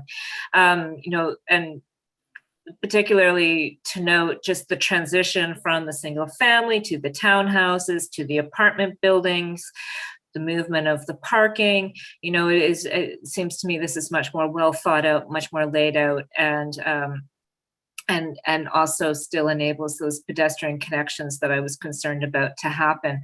I just have a question. Actually, I did have a question. Actually, it was for Tom. I just had a clarification now that I think about it, between what the difference between underbuilding parking and underground parking. Are they one and the same? I'm just wondering, will that parking be open or will it be contained? Well, Is that done? So I think staff might be able to answer that question, but because we closed the public hearing, sorry, Tom, even though I'd love to hear from you, we have to pass it on to staff. If you can't, Brittany, if you can't answer, then maybe we can get Tom in. Yeah, Mr. Chair, I do believe, and possibly Tom can jump in if I'm understanding this wrongly, but I think it's not completely underground. There's kind of like a detail on their elevation drawing that it's kind of brick in, so it's under building basically, but it is kind of screened with building material. And if I am incorrect, Tom can jump in. Thank you. No, Brittany, as usual, you are correct. So there is no underground concrete encased or concrete enclosed parking area. The building will likely be on columns, which will allow the parking to happen underneath it. And then to screen the parking, there will be a designed visual screen around that area, which has parking underneath it. So the parking will be concealed, but it won't be underground. Thank you for that clarification, and apologies for not asking it earlier. Anyway, I just want to show my support for this development amendment to this development agreement. I think it is a vast improvement. Thank you, Councillor Cuddle. Councillor Cleary.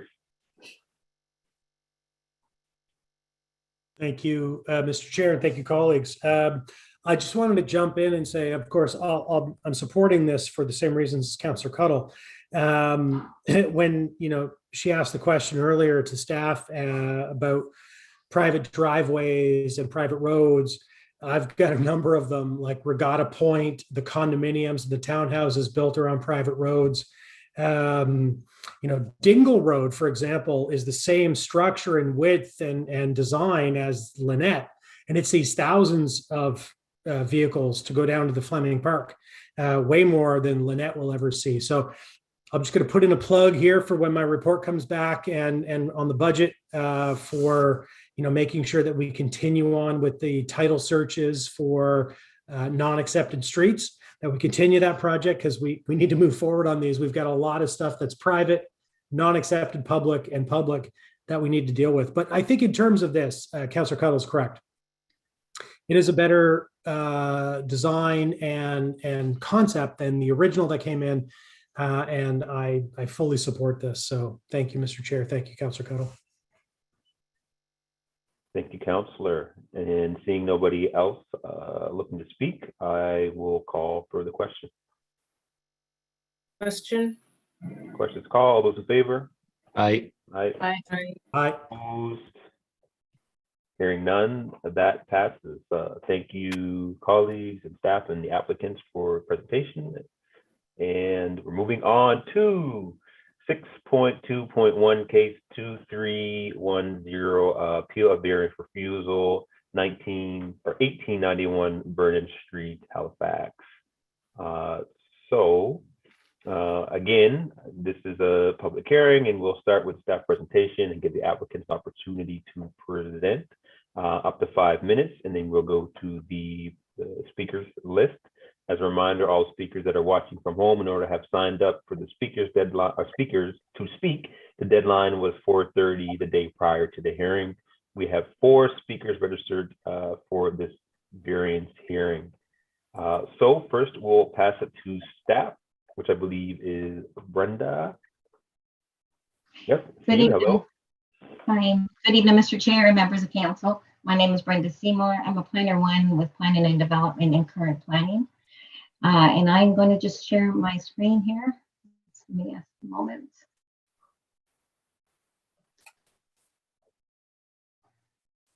Right.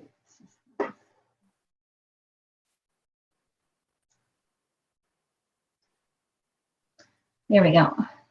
Everybody can see that okay? Yep, you're good to go. Okay.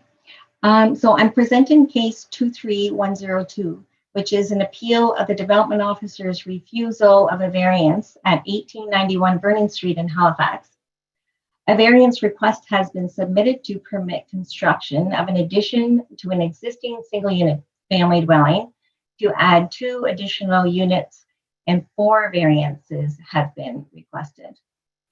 There have been multiple previous variance requests relative to this property, as noted in the staff report. So I have a map here just of the location of the property, which is situated on the corner of Vernon and Shirley Streets. The property is a corner lot, and it currently contains a single unit dwelling. So here we have a copy of the site plan for the property. So there's the footprint of the existing building and the proposed 2 units. So the building is proposed to be constructed with 2 additional units, and the entrances will face Shirley Street. So there are 4 requested variances to the requirements of the land use bylaw in order to facilitate this proposal.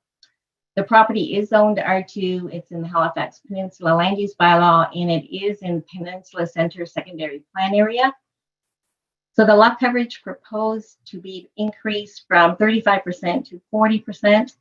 The minimum lot area is to be decreased, request from 5,000, which is required, to 4,600 square feet, which is existing. The left side yard is requested to be decreased, required 6 feet, and it is existing at 2.2 feet. And the existing, and the minimum lot area required to support a building with the proposed gross floor area would require 6,410 square feet. And this is the request for the minimum lot area required for that gross floor area. So I have an elevation of the proposed building. This elevation is from Shirley Street. The entrances to the 2 additional units, as you can see, is facing Shirley Street. And this is the opposite side yard view from the inside lot line. This is the building as it exists on the front view of 1891 Vernon Street. And we have, this is the Shirley Street side that identifies the area where the addition is proposed. So behind the fenced in area is where the additional 2 units is proposed. So the charter sets out the following criteria by which the development officer may not grant variances to requirements of the land use bylaw. So to be approved, any proposed variance must not conflict with any of the criteria. Staff have reviewed all the relevant information in this variance proposal, and as a result of that review, the variance request was refused, as it was determined that the proposal conflicts with the statutory criteria provided by the charter. The matter is now before council to hear the appeal and render a decision. It is recommended that Halifax and West Community Council uphold the decision of the development officer and deny the variance. The alternative is council may overturn the decision of the development officer and approve the variance. Thank you, and that concludes the presentation. Thank you. Quick and concise. Any questions from councilors?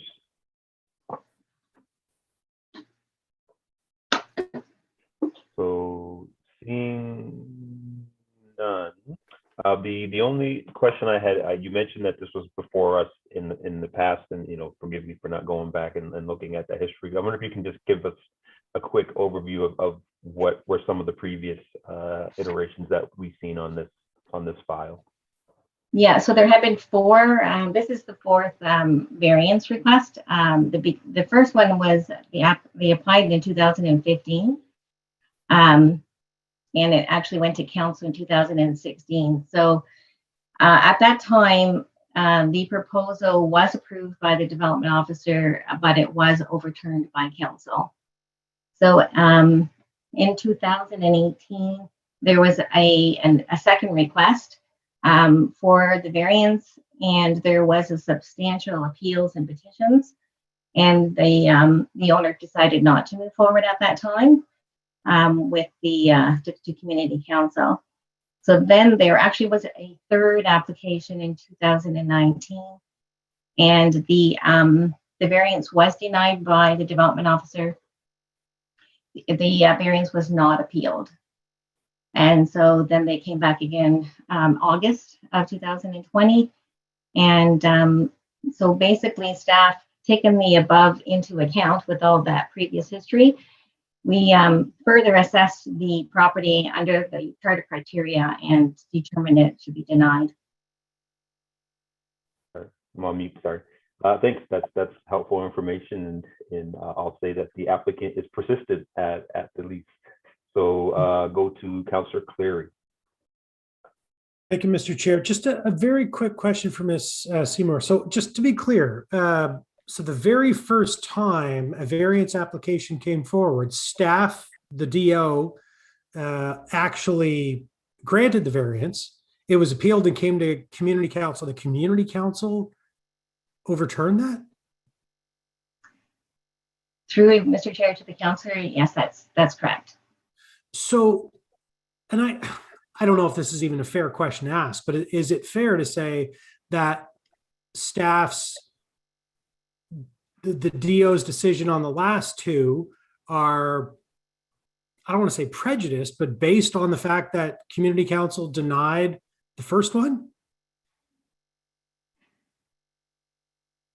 Through Mr. Chair to the councillor, there was additional information that did come forward on one of the additional variance requests, where a side yard setback request had come in, and it was determined after the variance application had been made that the information was incorrect. They had hired a surveyor and determined that we understood that the side yard setback was at 4 feet, and then it was determined that it was 2.2. So staff started looking at the more restrictions and determined that the intent may not be met under that criteria of the charter. And that is for the existing building, not for any new addition to anything? Through Mr. Chair to the councillor, it is for the existing building, but the large addition of the 2 units will be retained in that existing setback. Right, of the existing structure. So it would just follow the same line. Exactly, yes. Okay, thank you very much. Thank you, Councillor. I don't believe there's any more requests of clarification. Nope. Okay, so we're going to go to the speak, or sorry, am I skipping ahead here? Yes, I am. So we're going to go to the applicants. So I believe we Mr. have... Chair, if I may, this is Legislative Assistant. I just wanted to let you know that now it's 7:51 p.m.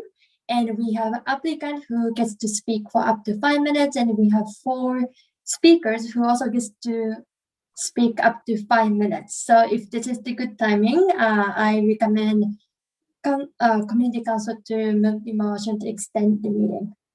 Okay. Councillor Cleary moves to extend. Second.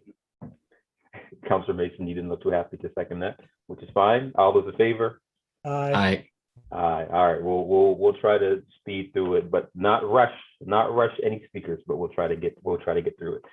So again, I'm going to review the rules for the hearing. Speakers will be called upon in order of registration.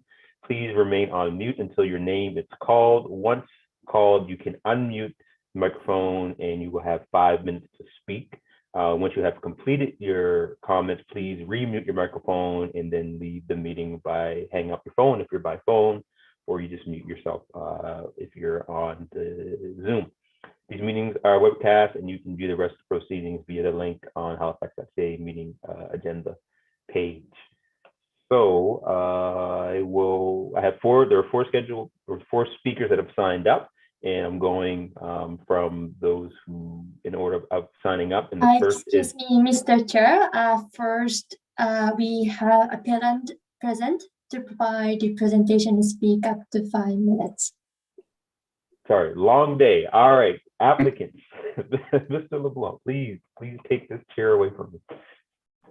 Thank you, Mr. Smith. Mr. Chair and members of council, it's a pleasure to be here tonight, and I'm going to kind of walk you through the history of this project. And you know, sometimes these smaller projects are obviously closer to home and require as much kind of explanation as the larger projects do.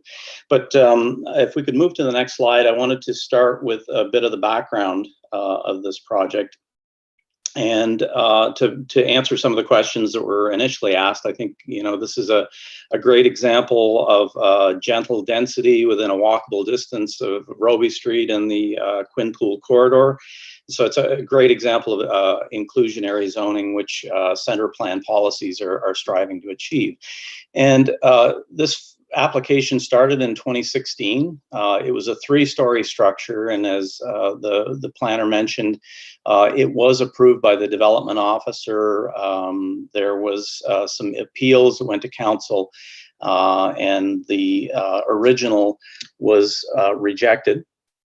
And we went back in 2018 with what we learned out of that session. We took it from a 3-story structure down to a 2-story structure, and then brought that in. Before it got to council, there was still more feedback. There were some concerns about a tree that was on the corner of the lot, and could we preserve that tree? So we spent some time getting a survey done to find out the actual location of the tree. We met with the city arborist to look at ways that we could make sure that that tree wasn't harmed. And in the process of that, we realized the lot line wasn't where we thought it was, and it was a couple of feet closer, which made the side yard setback a little more extensive. And so we went back to the drawing board, looked at changing some of the driveway entrances to preserve that tree. And long story short, rather than the 6-foot side yard setback, we were left with a 2.2-foot side yard setback, which was in line with where the current building is. So it's kind of a grandfather building where that sits. And 3 of the buildings on that street corner are that same 2.2 foot side yard. But in our appeal to the development officer's decision, we said that we could meet this 6-foot side yard setback if needed to. It's just that it shifts this new addition closer to the neighboring property. And so we preferred not to do that if we didn't have to. So if we move to the next slide.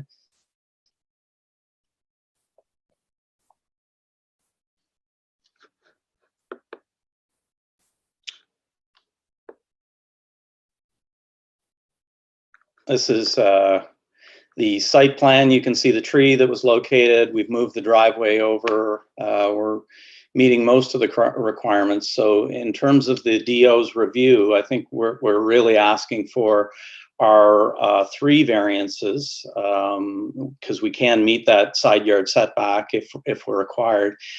3 variances that were already approved twice by development officers in the past.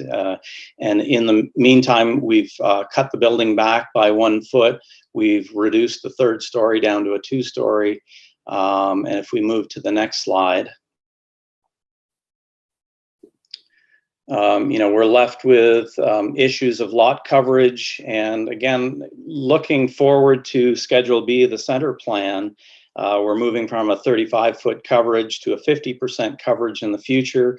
The gross floor area of the building requirement, which is under the current plan, will be removed. And in fact, if we look at center plan in the future, we have the potential to build a 6,900 square foot development, which is considerably larger than is being proposed here. So if we move to the next slide. So this is what exists today. We've got the building and a small barn that borders the rear of the property. Next slide. The potential 35% lot coverage addition could be done meeting the setbacks and all of the existing criteria today to allow a 2-unit development. And if we move to the next slide. If we were to look into the future under the ER1 zone in the future center plan, the potential for adding a backyard suite or a 3rd unit as well. And I guess when we look at the 2 alternatives here of what you see in front of you and what's being proposed tonight, we think the neighbors would certainly prefer what we're proposing. Next slide.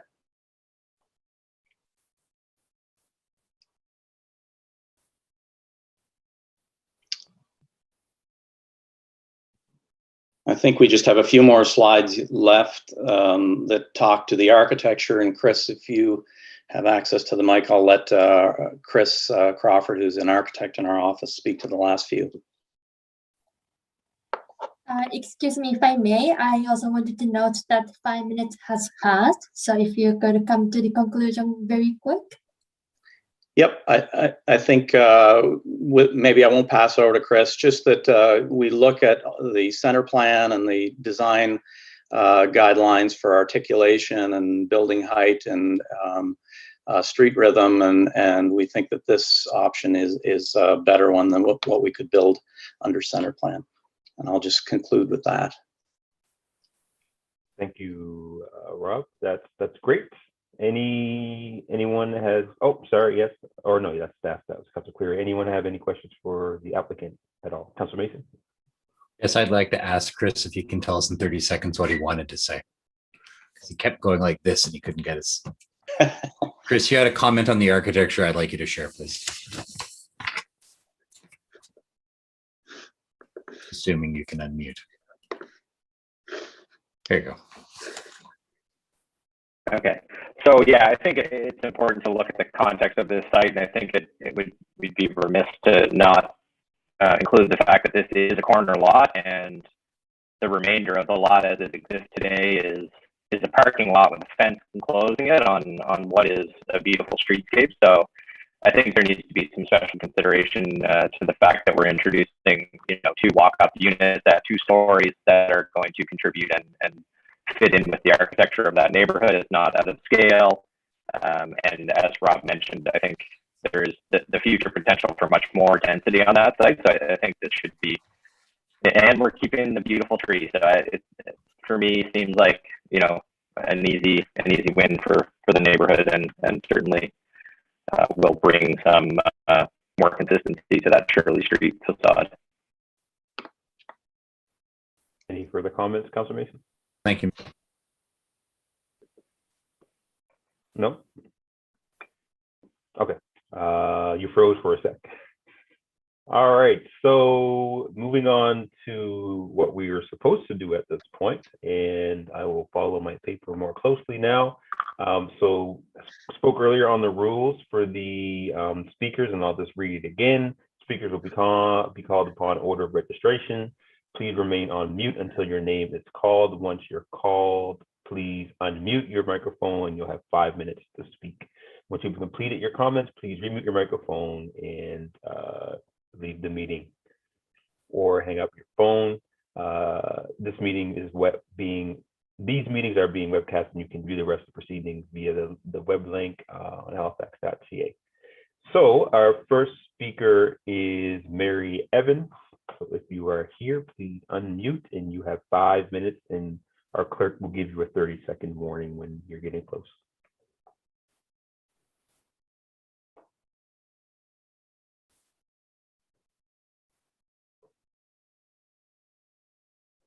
I can see Mary Evans has entered. If you unmute.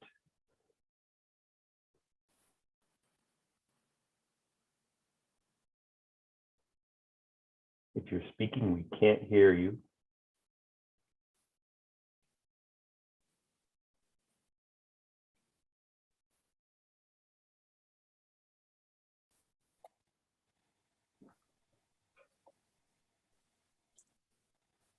So it shows that you're off mute.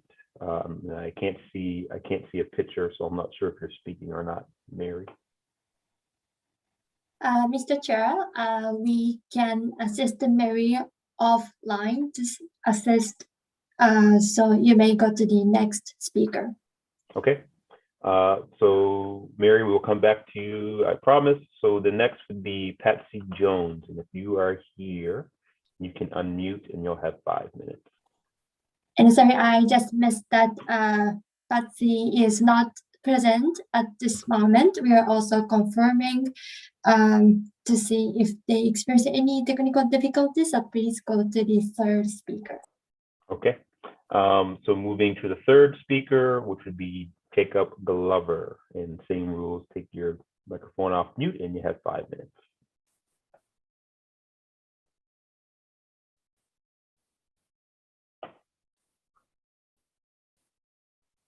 You're still on mute, Jacob. Sorry about that. I just the computer rejoined the meeting. All right, okay. You got this. Thank you. Great. Okay, so thank you. I'm here speaking on behalf of Judith Wright, whose side yard directly abuts the subject property here. So Judith has been involved in the matter from the very beginning, and she's opposed this variance from the get-go, all the way back since 2015. I'm here today just to ultimately to voice our agreement with the development officer and staff's opinion in their staff report, recommend that council deny the variance. So there are just a couple of things that we wanted to emphasize for council, but while they make their decision. The first item is in the applicant's letter of appeal, they seem to hinge, their heel seems to hinge on two major arguments, two pieces of argument. The first being that this variance had been granted once before, and the second being that if once package B for the center plan comes forward, that it would effectively nullify a number of the variances. And then as the presentation tonight included, it seems like that if once package B comes forward, they'll be able to build a completely different and bigger structure. And so to the first point, I just wanted to emphasize to council that the legislation is quite clear on the procedure here, and there's no grounds for substituting a previous conclusion from a development officer into a new proceeding, into the current proceeding. So we have a new application for new variances here, and there's no reason that the older or the previous denied variances should be upheld and carried forward today. To the second point about the center plan in package B, again, I would just point out that that's not the law. That is although the applicant has accurately stated what the center plan package B draft legislation includes, and what it could be when it is hopefully passed in the later half of 2021, it's not the law now. So we don't get to pick and choose the laws that apply to us. And I think although, the center plan, it could be the right plan for the area, it's not the law currently. And so it's not what applies in this case. So I just, on behalf of Judith, I just want to express how the structure and the substance of this argument in many ways shows a lack of regard for the rule of law. We, in Canadian society, we live under the rule of law. The law applies to everybody equally, and we don't get to pick and choose the way that the law applies to us. So you can't substitute a previous decision on a new proceeding, and you can't pick and choose if you want to abide by future laws or current laws. So we just hope that the council keeps that in mind during their deliberations on this decision, and that allowing the appeal for the reasons expressed in the appellant's letter would largely allow the appellant to escape or move away from the rule of law. I'd also like to just emphasize again that under Section 250 of the HRM Charter, council or the development officer only needs two reasons, or only needs one reason to disqualify this variance, and the development officer found two. They're both that the variance were contrary to the intent of the bylaw, and that the property has no unique difficulties, which might require a special variance. So for either one of those, council should not allow this appeal, should deny this appeal. And finally, I'd just like to conclude by pointing out the very direct effects that this development would have on Judith and Judith's home.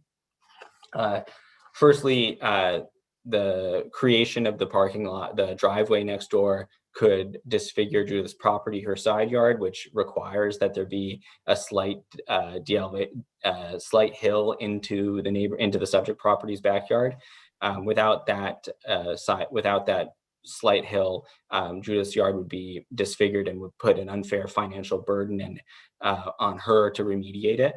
And thank you. And also, Judith's electricity enters her yard by a line that crosses over the backyard of the subject property, and that line would be interrupted, and that would create, unfair cost and inconvenience to her. And finally, and I think as spring begins, we can all empathize with Judith's concerns here. The building would eclipse much of the sunlight that enters her yard and her space, and this development would effectively, remove most of the accessible sunlight and green space that Judith has access to currently in her own home. So we just hope that council reflects on these things as they make their decisions. And I thank you for our time tonight and this opportunity to speak on Judith's behalf. Thank you. Thank you, Jacob. Seeing no question of clarification from members of council, going to move to our next speaker, and then we'll go back to our two previous. So the next speaker is Victor Goldberg.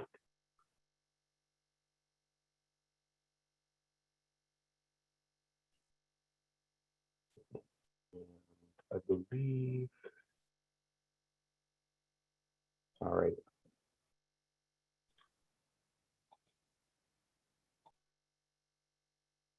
Victor, I see Victor Goldberg in the meeting, and you're still muted, so unmute if possible. Yes. Great. Yes, we got you. I You have don't know 5 if I minutes. can release my video as well. Can you see me? No, we can't see you. Okay, 1 second. Oh, now we can. Good evening, Mr. Chair and members of the Community Council, HRM staff, and ladies and gentlemen. My name is Victor Goldberg. I am a lawyer, but a very, very close friend of the applicants. And some of you may well recall, I believe I was at the first hearing. And I see Councillor Mason shaking his head. I certainly remember that. And so when my friend was talking, the previous speaker, about the rule of law, I think that the key point of this appeal is that it's difficult that twice before development officers have determined that there's not been a violation of any of the three categories under Section 250 of the Charter. In this case, the development officer is suggesting there isn't any under C, but how two development officers could have determined that the variance didn't violate the intent of the development agreement or land use bylaw, and that the difficulty experienced did not result from the difficult experience was not general to properties in the area. That was determined two different times. After the second time and before this time, the applicants and their advisors did everything they could to address the concerns of the naysayers and those that had were an objection. And as you've heard from Mr. LeBlanc, they reduced the size of the number of stories, and they kept the tree, and they did everything they could to address these concerns. And they come back now to development, and they're told, no, the variance does violate the intent of the development agreement. No, the difficulty experience results, the variance violate the intent and experiences. There's nothing that's not experienced in general property. I would suggest that given this, particularly the densification, the push to housing affordability and availability, when you add that together with the previous history, that clearly that militates in favor of granting this appeal. And obviously, the so-called violations really don't exist. And Mr. Chair, at the beginning, you talked about the applicant's perseverance. And they have persevered. I know them since 1996, when they arrived in Canada from what's even now more war-torn country of Yemen. They had 3 children, 3 sons. They started totally afresh in a country where they had no real background, struggling obviously with English, and they have really raised a family and managed to keep their culture. And I was looking online as I was waiting, watching the other appeals, and I read particularly about HRM's diversity and inclusion. And the buzzword is removing barriers and creating opportunities for the full participation of Halifax residents and municipal employees. What you have here is a family whose culture would have multi-generational residents, not an unusual culture, maybe not usual in traditional Halifax or traditional Nova Scotia, but here you've got 3 grandchildren, the 3 sons are married, and you have a wish to expand the house and to allow 2 units to be, 2 stories to be built, so that 2 of the sons with their wife and their children can live in the same structure as their parents. And if this city, if this province is really going to buy into diversity and inclusion, I would suggest that this is an example of how you can allow the city to be more diversified and encourage densification and allow the applicants to do what is usual in their culture, which is to have their children and their grandchildren residing with them. Mr. Chair and members of the Community Council, I urge you to allow the appeal, and thank you for giving me the time to speak this evening. Thank you very much, Mr. Goldberg. And seeing no question clarification from members, we will move on to the next speaker. So I see Mary is on the phone, but I can't hear you because you're unmuted. So I'll just ask if Patsy has entered the meeting yet. Excuse me, Chair. Actually, Mary is present, and Okay, I just great. saw her mic is not muted. Yeah, so I can see her speaking, but there's no audio coming through. So we know she's here, but we can't hear you. Okay, then let's go to, please go to the next second speaker, please. Okay, do we know if Patsy Jones has entered the meeting? Yes. Okay, so Patsy Jones, if you are here, please unmute.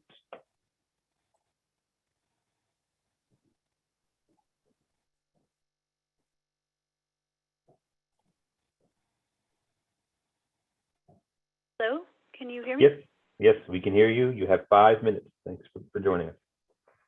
Hi, thank you everyone for listening. I appreciate your time. Good evening. My name is Patsy Jones, and it is my absolute pleasure to speak in favor of the changes that my dear friend Ali would like to make to his home. I own 1845 Vernon Street, which is 4 houses away from Ali's. I have been closely following this process from the very beginning. Ali has patiently applied to make these changes numerous times over the years.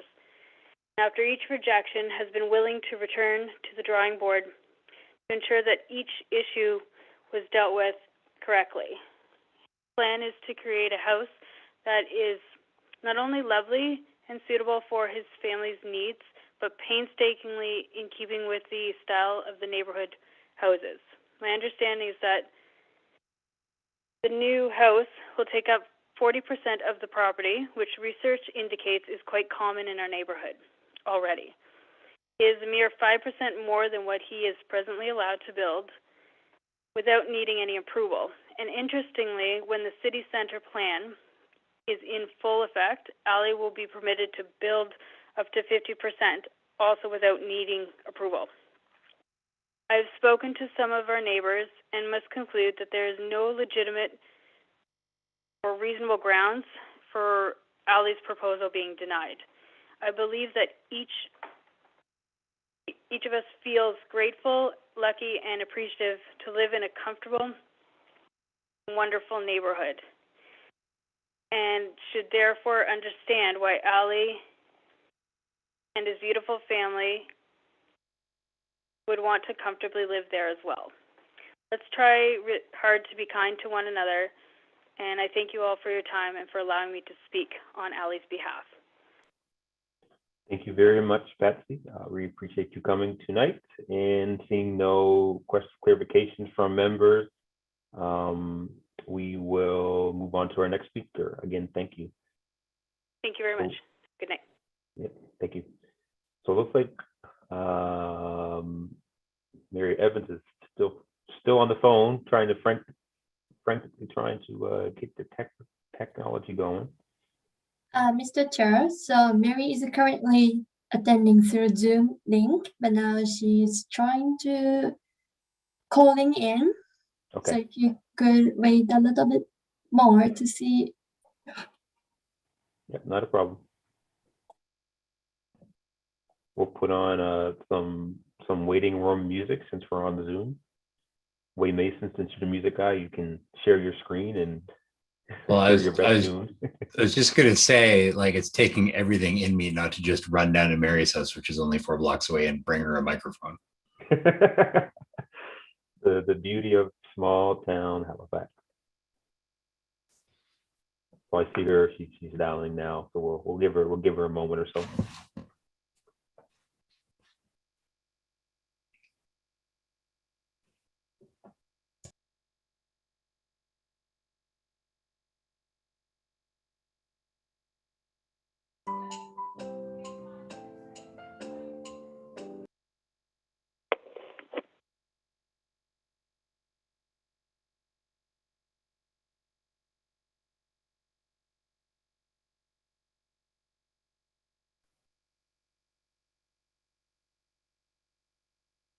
Yeah, I don't know what to say while we. There it is. There it is.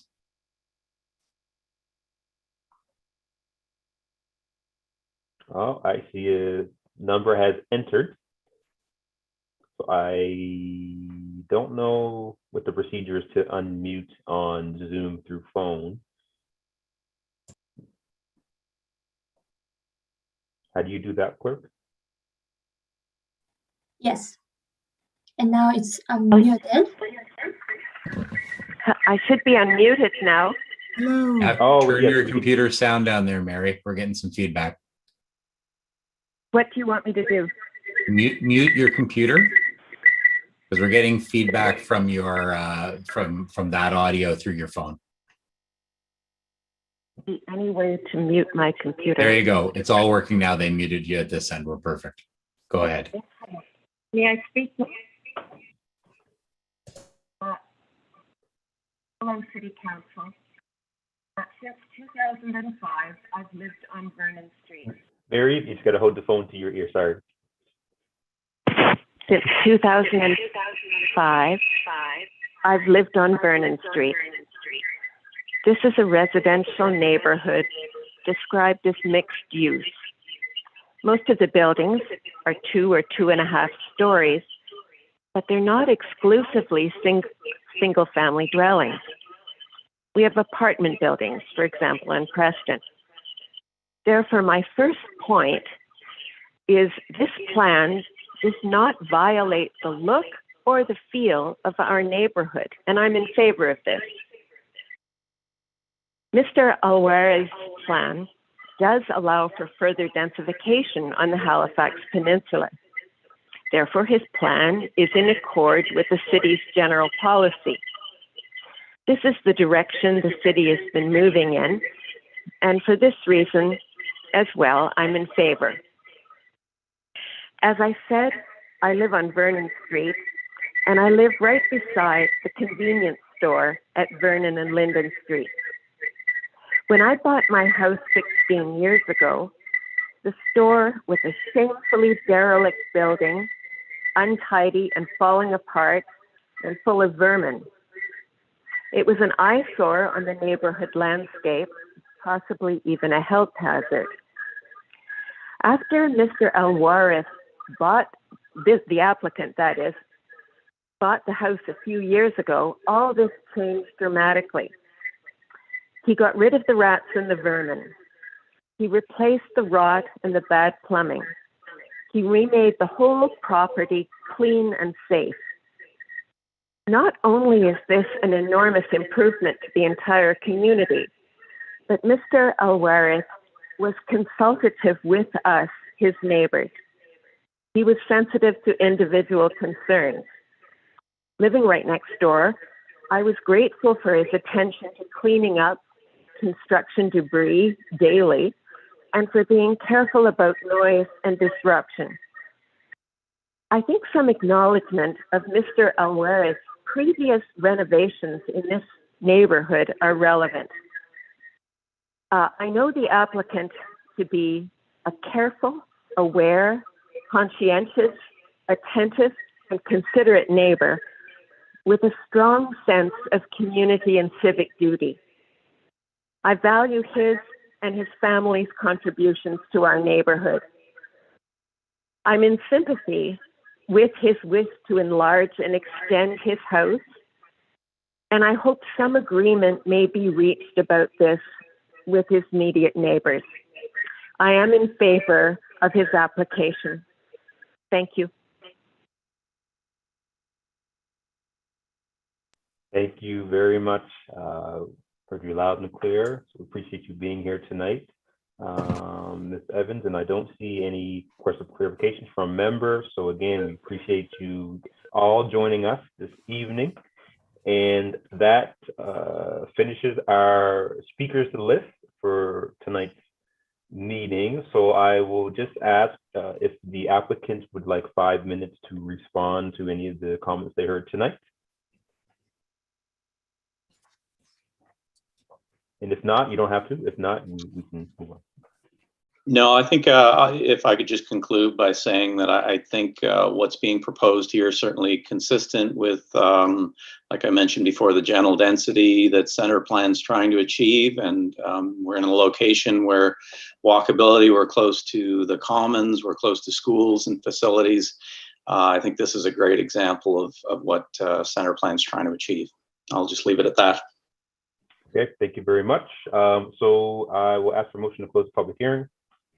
Public hearing closed. Moved by Councilor Mason, second by Councilor Cleary. All those in favor? Aye. Aye. All those opposed? Seeing none. Councilor Mason, I ask you to put the motion on the floor, please. Sure. I move that Halifax and West allow the appeal. Second, right, Councilor Cleary. Moved by Councilor Mason, second by Councilor Cleary. Councilor Mason. So I have a question at the end of all this, so don't let me forget to ask it, if you please, Council. But I'd like to thank Victor and Judith, Patsy, and Mary, and Jacob for all speaking today. I really appreciate you coming out, especially in these COVID times. I do have to say, though, I want to build, and I especially want to thank Victor, who challenged my assumptions and was not afraid to call me out, both immediately after the public hearing in 2016 and subsequently when we met for coffee and had a really good discussion about the decisions and the concerns. Before I get into the materiality of it, though, I do want to touch on what Victor said about the rule of law. In Canada, the rule of law allows people to appeal decisions and allows for a variance process that is in statute for issues like this. That's Canadian. There's nothing more Canadian than being able to come and make a case in front of a body like this. And I just can't say that more clearly without getting entirely derailed from the purpose of this hearing today. So I'm just going to leave it there. Since I now realize I'm the only person who was here the last time this was before council, I'll just say, and I did send out the previous report from May 17, 2016 to council earlier for your reference. The nub of the issue was the previous application, while roughly the same footprint, was 3 stories tall, and it effectively turned it into house, townhouse, townhouse in the appeal, or in the appearance. It was 3 stories straight up with windows on the 3rd floor as well. This is a much more modest presentation, and in fact, the gross floor area is 19% smaller than the original proposal that was turned down by council. So rather than coming to us with townhouses that are 3 stories tall and a much larger lot, from my point of view, and some of the speakers who spoke in favor of this today alluded to this, I feel the residents at that time and council had some serious concerns that it was just too much, that rather than using the variance process as intended to allow for minor changes, but that the site demanded or were reasonable to get a better result, that it was turning it into 3 townhouses. And I think I joked at the time, if that's what they want, they should apply for R2T rezoning. This isn't that. This is a similar to many other houses, including my own in the neighborhood, expansion. And it's allowing 3 units, which in this zone, you are allowed to do on down to 3,300 square feet lots. You're allowed to do a duplex, and on 5,000, which this lot isn't quite, and I acknowledge that, but if it was 5,000 square feet, you're allowed to do a 3-unit building in this zone, anywhere in the R2 in Penn Center. So to me, the variance comes down to, that's the old one. The variance comes down to, a couple of things. Are we going to allow 40% instead of 35% lot coverage? Are we going to allow the gross floor area, which is now 3,525 square feet, which is a little bit larger than would be allowed, calculating on 35% and the lot coverage? And given that, and this is my question for staff, is my understanding is right now on this lot, right now today, not waiting for the center plan, right now, they could do a duplex and they could do a backyard suite, right? Because backyard suites are allowed for duplexes. That's a change that we made. That's what delayed it 6 or 9 months, right? So my view is they're asking for a variance about how best to achieve the 3 units they're allowed to do anyway in the zone. Right. So I don't really have an issue with it now. I feel like what what Ali has done, Mr. Alworth has done, is he's come back and he's given us what we asked for. So I would ask council to uphold the appeal. Thank you. And then I'll let staff reply to your question around the what would be allowed today. It is an R2 zone. This is Rosemary, and the second unit is permitted if the lot size is sufficient, which I think it may be. And new regulations have come in with backyard suites that enable that as well. So I'd say that is probably correct. I'd have to evaluate it completely to be sure, but I think that is probably accurate. Yeah, if you look in, and I'm not, I am asking this kind of more as an illustration than as an analysis. Yep. And, Rosemary, this is the first time I've actually seen your face in all the years we've talked on the phone, by the way. So it's nice to finally see you. Hi. Yes. But in Penn Center and South End area, you can do a duplex on 3,300 square feet. It's in Rule 43E of the land use bylaw. And, in this version, I don't actually know where in it, or if the version I have on my computer has the secondary suites because it's so new. But it's there though. It's in the general provisions, and we have been working with them a bit. So yes, I think you could probably achieve that if you can comply with the lot coverage. So yeah, that would be the tricky part, if there was a tricky part. So to me, I would ask council to allow this with all those considerations in that history. Thank you. So in Brenda, I saw that you were going to go off mute, but did Rosemary cover what you were gonna say? Yeah. Okay. Yes. Okay. Yes, that's correct. Okay, great. Yeah. So for clarification, so you're asking us to vote against the motion on the floor? No, the motion on the floor is to uphold the appeal. Sorry. And they're appealing the decision of the development officer. Bless you. No, and so I would ask council to vote for the motion on the floor right now and uphold the appeal. All right, thank you. There's always one person, and I'm the one that gets it wrong. All right, Councillor Cleary. Thank you, Mr. Chair. Just to slightly correct what Councillor Mason just said, to allow the appeal, not uphold the appeal. But anyway, so my comments are similar to Councillor Mason's. And as a former resident on Vernon Street, twice actually. So I lived on Vernon Street about, how long have I been here? Okay, so 12, 13 years ago. I lived a block, not even a block from this corner. And I, as a grad student at St. Mary's, lived in the building on Cherry and Vernon, which is the big white one. Jacob, just coincidentally owned by one of the founding partners of your law firm, Alan Heyman.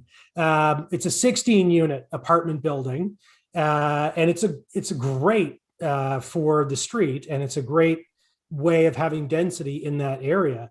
And so this building is a block away from a 16-unit house / apartment building. And so I think the gentle density, and as Councillor Mason mentioned, I mean, we're talking about very minimal variances, 35% lot coverage versus 40, 4,600 square feet versus 6,400 square feet for the lot area, given the size of the floor area in the building itself. And for the setback, because it's the existing building that was built prior to any addition, that's 2.2 feet away versus the 6 feet. And this just continues that down the street. You know, to Mr. Glover's point about, you know, the rule of law, we under the charter and under our land use bylaws can make any decision the development officer can make. And so we're just simply using the facts in front of us. And I'm not even thinking of the center plan, and the center plan is permissive and would allow this kind of gentle density regardless of the center plan. We actually have rules in place that allow us to look at this and say, you know what, given the context, given the history, given what's being applied for, given the neighborhood, I think these variances are appropriate. And so I will also be supporting this as well. Thank you, Mr. Chair. Councillor Cleary. Seeing nobody else looking to speak on this item, I will call for the question. Questions are called. All those in favor? Aye. Aye. Aye. Aye. All those opposed? Seeing none, that motion passes. Again, thank you, speakers and the applicants, for joining us tonight and taking the time to present, and staff as well for taking the time to be here as well. So moving on to our agenda or other items on the agenda, moving, and we'll try to speed through this as much as possible. Sorry, let me stop my stopwatch here. Correspondence, petitions, and delegations, 7.1 correspondence. Ms. Clerk. Thank you, Mr. Chair. So correspondence was received for item 611, 612, and 621. And also there was the general correspondence received from John Fraser. And there is no petition from the clerk's office. Okay, thank you very much. Mr. Chair, yep. It's Councillor Cleary. I was just thinking of it as our legislative assistant, our clerk, read that we had correspondence from Joan Fraser. And I just wanted to take this opportunity to just acknowledge, and people may not know this, Ms. Fraser actually just passed away yesterday. And so, you know, given that her correspondence is being acknowledged at this meeting, I also wanted to acknowledge that as a fabulous resident of Halifax and the west end of Halifax, and someone who's contributed a lot to our communities over her many, I won't say how many decades. It just brought to mind when Haruka said that I wanted to acknowledge that actually Joan just passed away. So our thoughts and prayers are with her family and friends. Thank you. That couldn't have said it better. Appreciate that.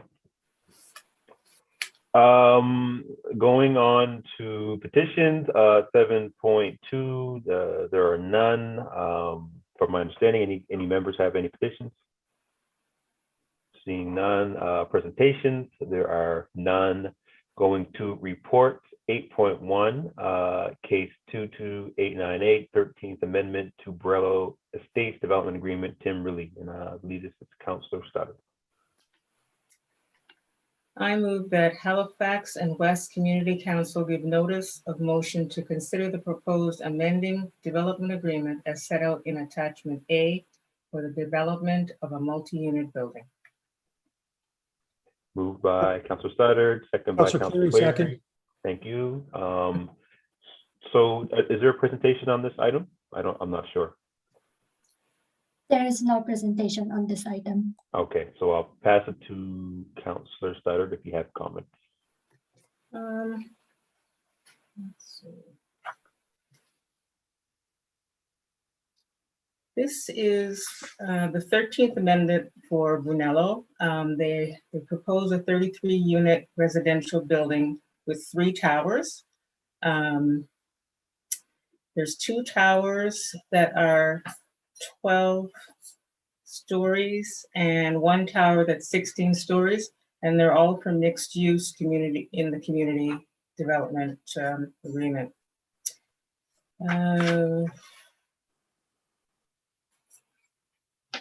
The requirements of the lot are minimum 31,215, and they propose 13,536. So they'll actually be taking part of their own land to make this addition. Tower A is 13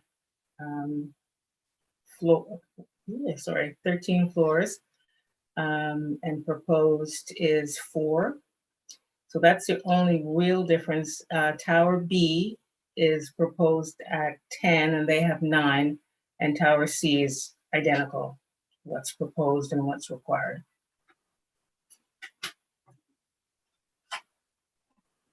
No further comments? I would vote in favor and ask that my colleagues vote in favor of this. It's a nice development. I've seen it personally. They're only asking for a couple of changes, and they've always come back with recommendations or tried to make the recommended changes as per staff. All right, thank you very much. I don't think anyone else is looking to speak on this item. My only comments, if there's no one else from the chair, when I look at the development, the only thing that gives me some concern is you know, I don't know the area, so I'm not going to make comments about traffic or anything like that. But when I do look at this and kind of just do an overview of Google Maps, it does give me and if Tim was here, he'd probably hit me, the Leary UTech Bedford development type of feel, where it's car dependent, no amenities around the area, et cetera, et cetera. But again, I don't know the area, so I'm not going to make that comment, other than it just looks like that when I look at the high level view of what's being asked and proposed. And you know, looking at those areas now, you can tell that it's very strained. And you know, I just hope this isn't one of those developments that will in the future will say, why did we allow this kind of density in these areas? But other than that, I won't make any more comments. So that's all I have. Oh, Councillor Morse, and I'll go to you, Councillor Snyder, right after. Councillor Morse. Yeah, I think I would agree with you, Councillor Smith, that it's a bit out of character for the area in terms of the density, and I'm not sure that, well, I guess it's designed as more of a retirement community, so perhaps schools aren't an issue, but it will be a very car dependent, I believe. It's not the complete community idea that we're working towards. So I wonder where the planning ideas are behind it. So I'll go to, unless you want to ask a question of clarification from staff, I'll go to Councillor Snyder. I'm not sure if there are any representatives here from staff that I talked to on this matter. Okay. If there are, you can chime in. But just to answer to the, oh, there he is. I was going to say that we talked earlier, and there is sidewalks that are proposed in this area. There is green space and a park. There's an area that's been set aside for a school, but again, that's up to the province, and at this particular time, it doesn't look like that's going to go forward. I'm not sure, Dean, if you have anything more you can add to help me out here. Oh, Dean, we can't hear you for some reason. You're unmuted, but I'm not sure why we can't hear you. No. Maybe check your microphone setting.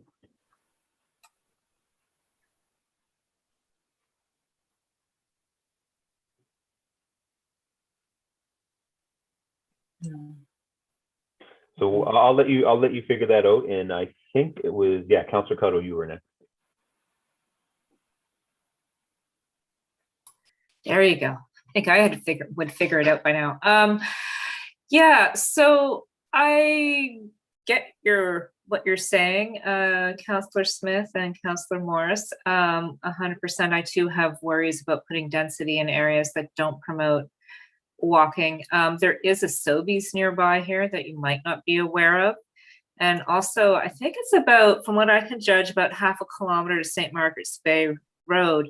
But, you know, I think it's one of those things where we need to come back to the regional plan and really understand how we're going to support density in communities as we continue to grow. And, you know, where is the ability to walk or bike? How will St. Margaret's Bay Road develop? Where will services and amenities be placed to serve the residents? I mean, this is a very large development. So while I think that we do need to have some smart growth, we need to have some smart density, and I just want to make sure that this is contributing to that. And I think it's important to highlight just how the area will support this kind of density. Thank you. And I'm not sure if Dean was able to get his audio work. Oh, okay. Yeah, Maggie, if you want to give it a go. Sure. Members of council, Dean is, I guess, trapped in internet land and can't speak with us. He would answer the questions much better than I will. We had a conversation with Councillor Stoddard this afternoon and just sort of explained a little bit about the background of Brunello as a whole, and that it's, I think Councillor Stoddard, we refer to it as a snowflake. It's a bit, I guess you could refer to it as a master planned area of sorts, where there was policy created over 10 years ago now that allowed for kind of a master planned area out here where the road networks are laid down, and they laid out where the commercial nodes would be and where the higher density, lower density, and all those sorts of things were kind of put into place in the MPS, and then a development agreement was created. Every time a new apartment building or the commercial area wants to be developed, an amendment is required. A non-substantive amendment actually is required to the development agreement. So the one that is in front of council this evening for notice of motion. So we would answer more of these questions that we're hearing this evening. We can certainly answer those at the next session if council wanted to move the notice of motion forward. But there is very specific policy here. There are a lot of schedules in the development agreement that show the road network, that show the there's a lot of trail networks through for pedestrian access through the sites. And if the notice of motion is passed this evening, then we can certainly, any and all of the questions the council is sort of asking this evening, we'll make a point to make sure that those are answered in the presentation at a subsequent meeting for council. But it is a bit of a different planned area where it has very specific policies. There is one underlying development agreement that says generically how the buildings should be in certain areas, what they should look like, what their maximum heights are, and then says, and when you want to develop those, please come forward with an amendment to the agreement to allow for that specific building. So that is actually what this evening's case is as a request for one of those multi-sites. So I don't know if we got Dean, who will do a better job than I just did, but in a nutshell, that's kind of a summary, I suppose. I think you covered everything. Can you hear me now? Yes. I just, sorry about that. Thank you, council. I think Maggie covered everything from what I caught. That the next council hearing, I'll provide a presentation outlining the history of the site, the general development agreement, and where this fits into the greater development proposed out there. Great, thank you. Councillor, no, I think you already responded, Councillor Stoddard. Councillor Cleary. Thank you, Mr. Chair, and thank you, Maggie and Dean. So, you know, when you're coming in cold to some of these, especially as a new councillor, it's often like, oh my God, how are we approving this thing?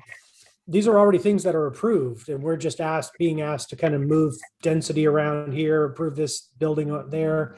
And to the point that actually some people have made, you know, and I was out here actually, death is all over me right now for the last few weeks. So good friends of ours who just live on the road here on the St. Margaret's Bay Road, just up from Brunello. His dad passed away in Montreal after he gave a kidney. He gave his kidney 5 years ago, but his dad passed away this past week. So he's self-isolating, got another week of self-isolation left. So we also do a fair bit of cross-country skiing here at Brunello.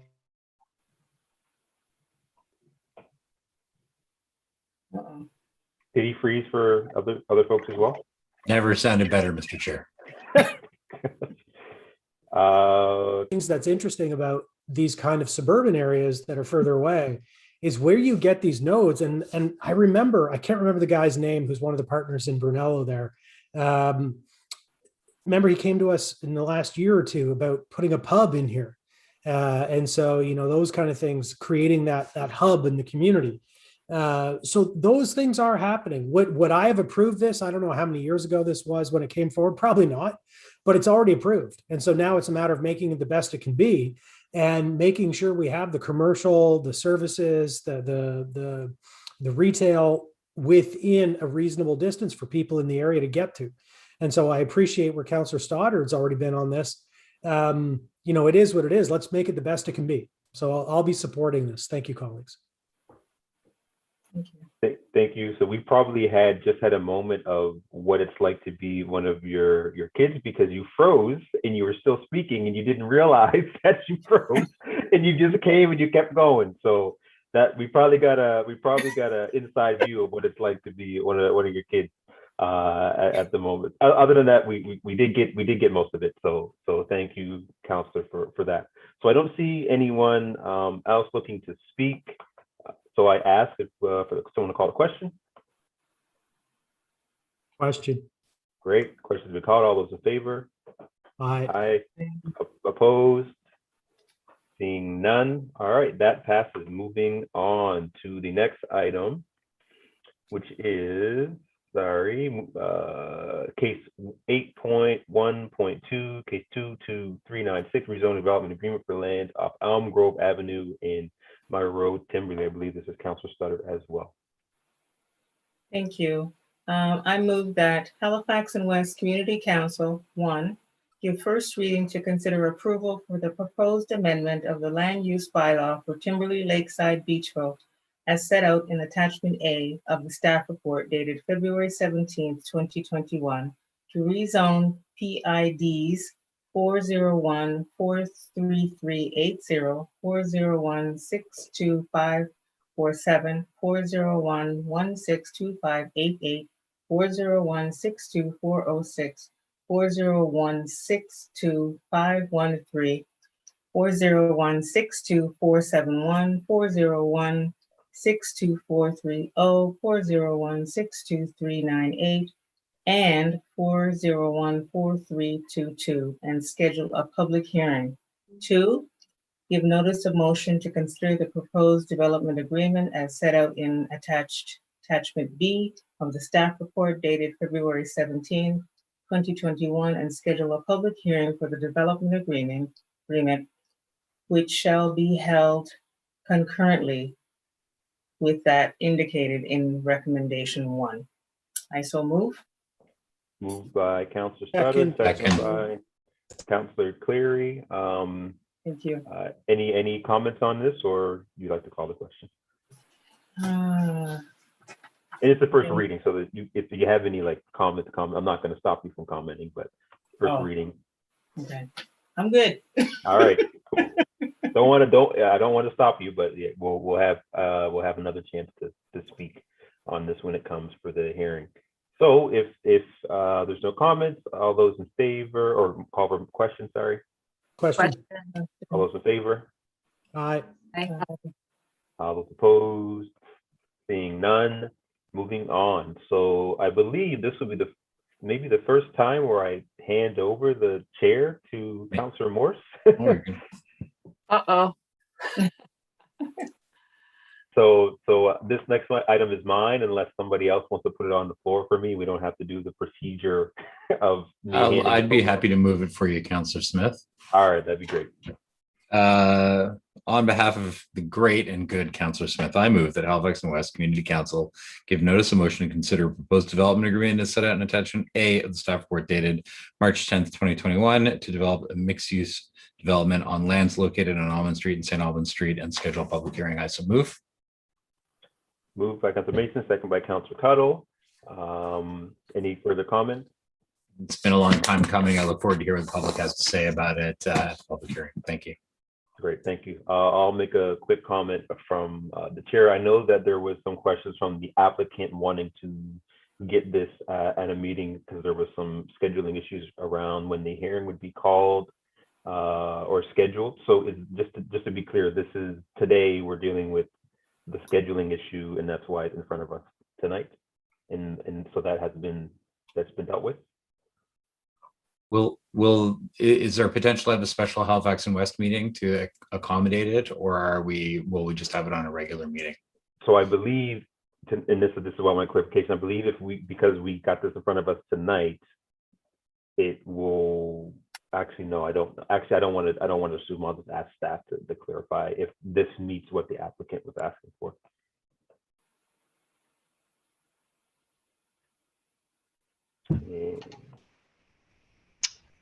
Good afternoon or good evening, Chair.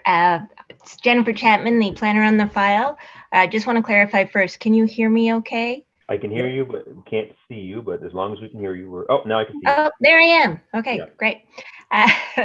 So the applicant was hoping to have everything move forward a little bit more quickly, but the report ended up getting on this agenda for first reading, which is fine. I think right now, we're looking at the earliest possible date in terms of scheduling an advertisement for a public hearing that would need to be a special meeting that the applicant would still be requesting would be the April 27th. Otherwise, the next scheduled hearing or community council date would be May 11th.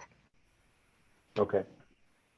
And as you mentioned, the applicant was hoping to do that sooner, and I haven't had the conversation because we were waiting for the final review on the staff end to deal with the multi-layered aspect of this application. So the question would be two things. So from your understanding, and you might not have the answer to this question, if we were to wait for the regularly scheduled meeting, how much, because it'd be from you said the next one would be April 18th, I believe you said? The earliest possible date to still meet our requirements to advertise and do mailouts would be April 27th, which would be 2 weeks before your next meeting. Right. So 27th, and then if we didn't do it on 27th, it'd be the 11th. The 11th. And do you know if there's a difference of doing it earlier, or from the applicant's point of view, if we do that or not? They haven't said. I know they would love to have anything done sooner, but you know. Right. Okay. So we won't speak on that tonight, and obviously as time goes, I'll have a discussion with the applicants and with members if that is the will that we want to do, because it is 2 weeks away from our regularly scheduled meeting. So I don't know how that changes the applicant's piece or our schedules. So I'll leave that until the time comes. Councillor Cleary. I was just going to say, Mr. Chair, looking at my calendar, we have a regional center community council if required, and to the best of my knowledge, we haven't heard of any regional center material coming. So that would be 4 weeks away. If I'll leave it up to you and the vice chair and staff to decide when we'll have our next meeting, but I would certainly make myself available given how long it's been for this to come to us. Great. So I'll work with staff and the applicant to do that, and it's hard to say what will come with the regional center, and maybe I'll talk to the chair of that committee as well. I'll just leave it there. We'll schedule this and we'll work forward as we go. All right, any further comments from members? No, call for the question. Question? Question. All those in favor? Aye. Aye. All those opposed? Seeing none, thank you, staff, and Jennifer in particular. I know you've been working really hard on this file, so I appreciate all the work that you're doing. And the last item is motions from members in 9.1. Councillor Cuttle, you have a motion or a motion to amend the Western Common Advisory Committee's terms of reference. I do. Thank you, Mr. Chair. I move that the Halifax and West Community Council recommends that Halifax Regional Council request a staff report on amending Administrative Order number 2016-001-GOV respecting the Advisory Committee on the Western Common to include a representative from the Resource Opportunity Center located in the Prospect Road Community Center. Second, Councillor Cleary. Second by Councillor Cleary. And just for clarification, Councillor Cuttle, you're not reading the motion that's on the agenda. You're reading the. There was, I got a message from the clerk that there was a slightly amended one. Okay. So that is the one I am reading. Great. Okay, so moved by Councillor Cuttle, second by Councillor Cleary. Do you have any further comments you want to share at all on this one? Only that the Western, for a long time, there was a representative from the ROC and the Prospect Road Community Center on the Western Common Advisory Committee. And she's recently left that position. And there's no formal seat or designated seat on that advisory committee from the center, but the center actually acts as a gateway into the Western Common. So, we thought it was appropriate that we create a seat, like a standing seat on the committee so that there is always a representative from that community center on the committee, given the important role that, the important relationship between the community center and the common. So we agreed at the Western Common Advisory Committee that this would be a good thing to do, and this is part of the process of making that happen.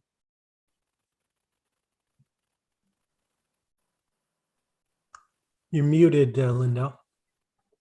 Long take, goodness. Seeing no further comments, I ask for someone to call the question on this question. Item. Question be called. All those in favor? Aye. Aye. All those opposed? Seeing none, thank you. We have no in-camera items. The next meeting is April 13th, 2021, and call for motion to adjourn. Motion to adjourn. Thank you, Councilor Cuttle. Thank you, everyone, members, staff, public, for being here. Now, time to go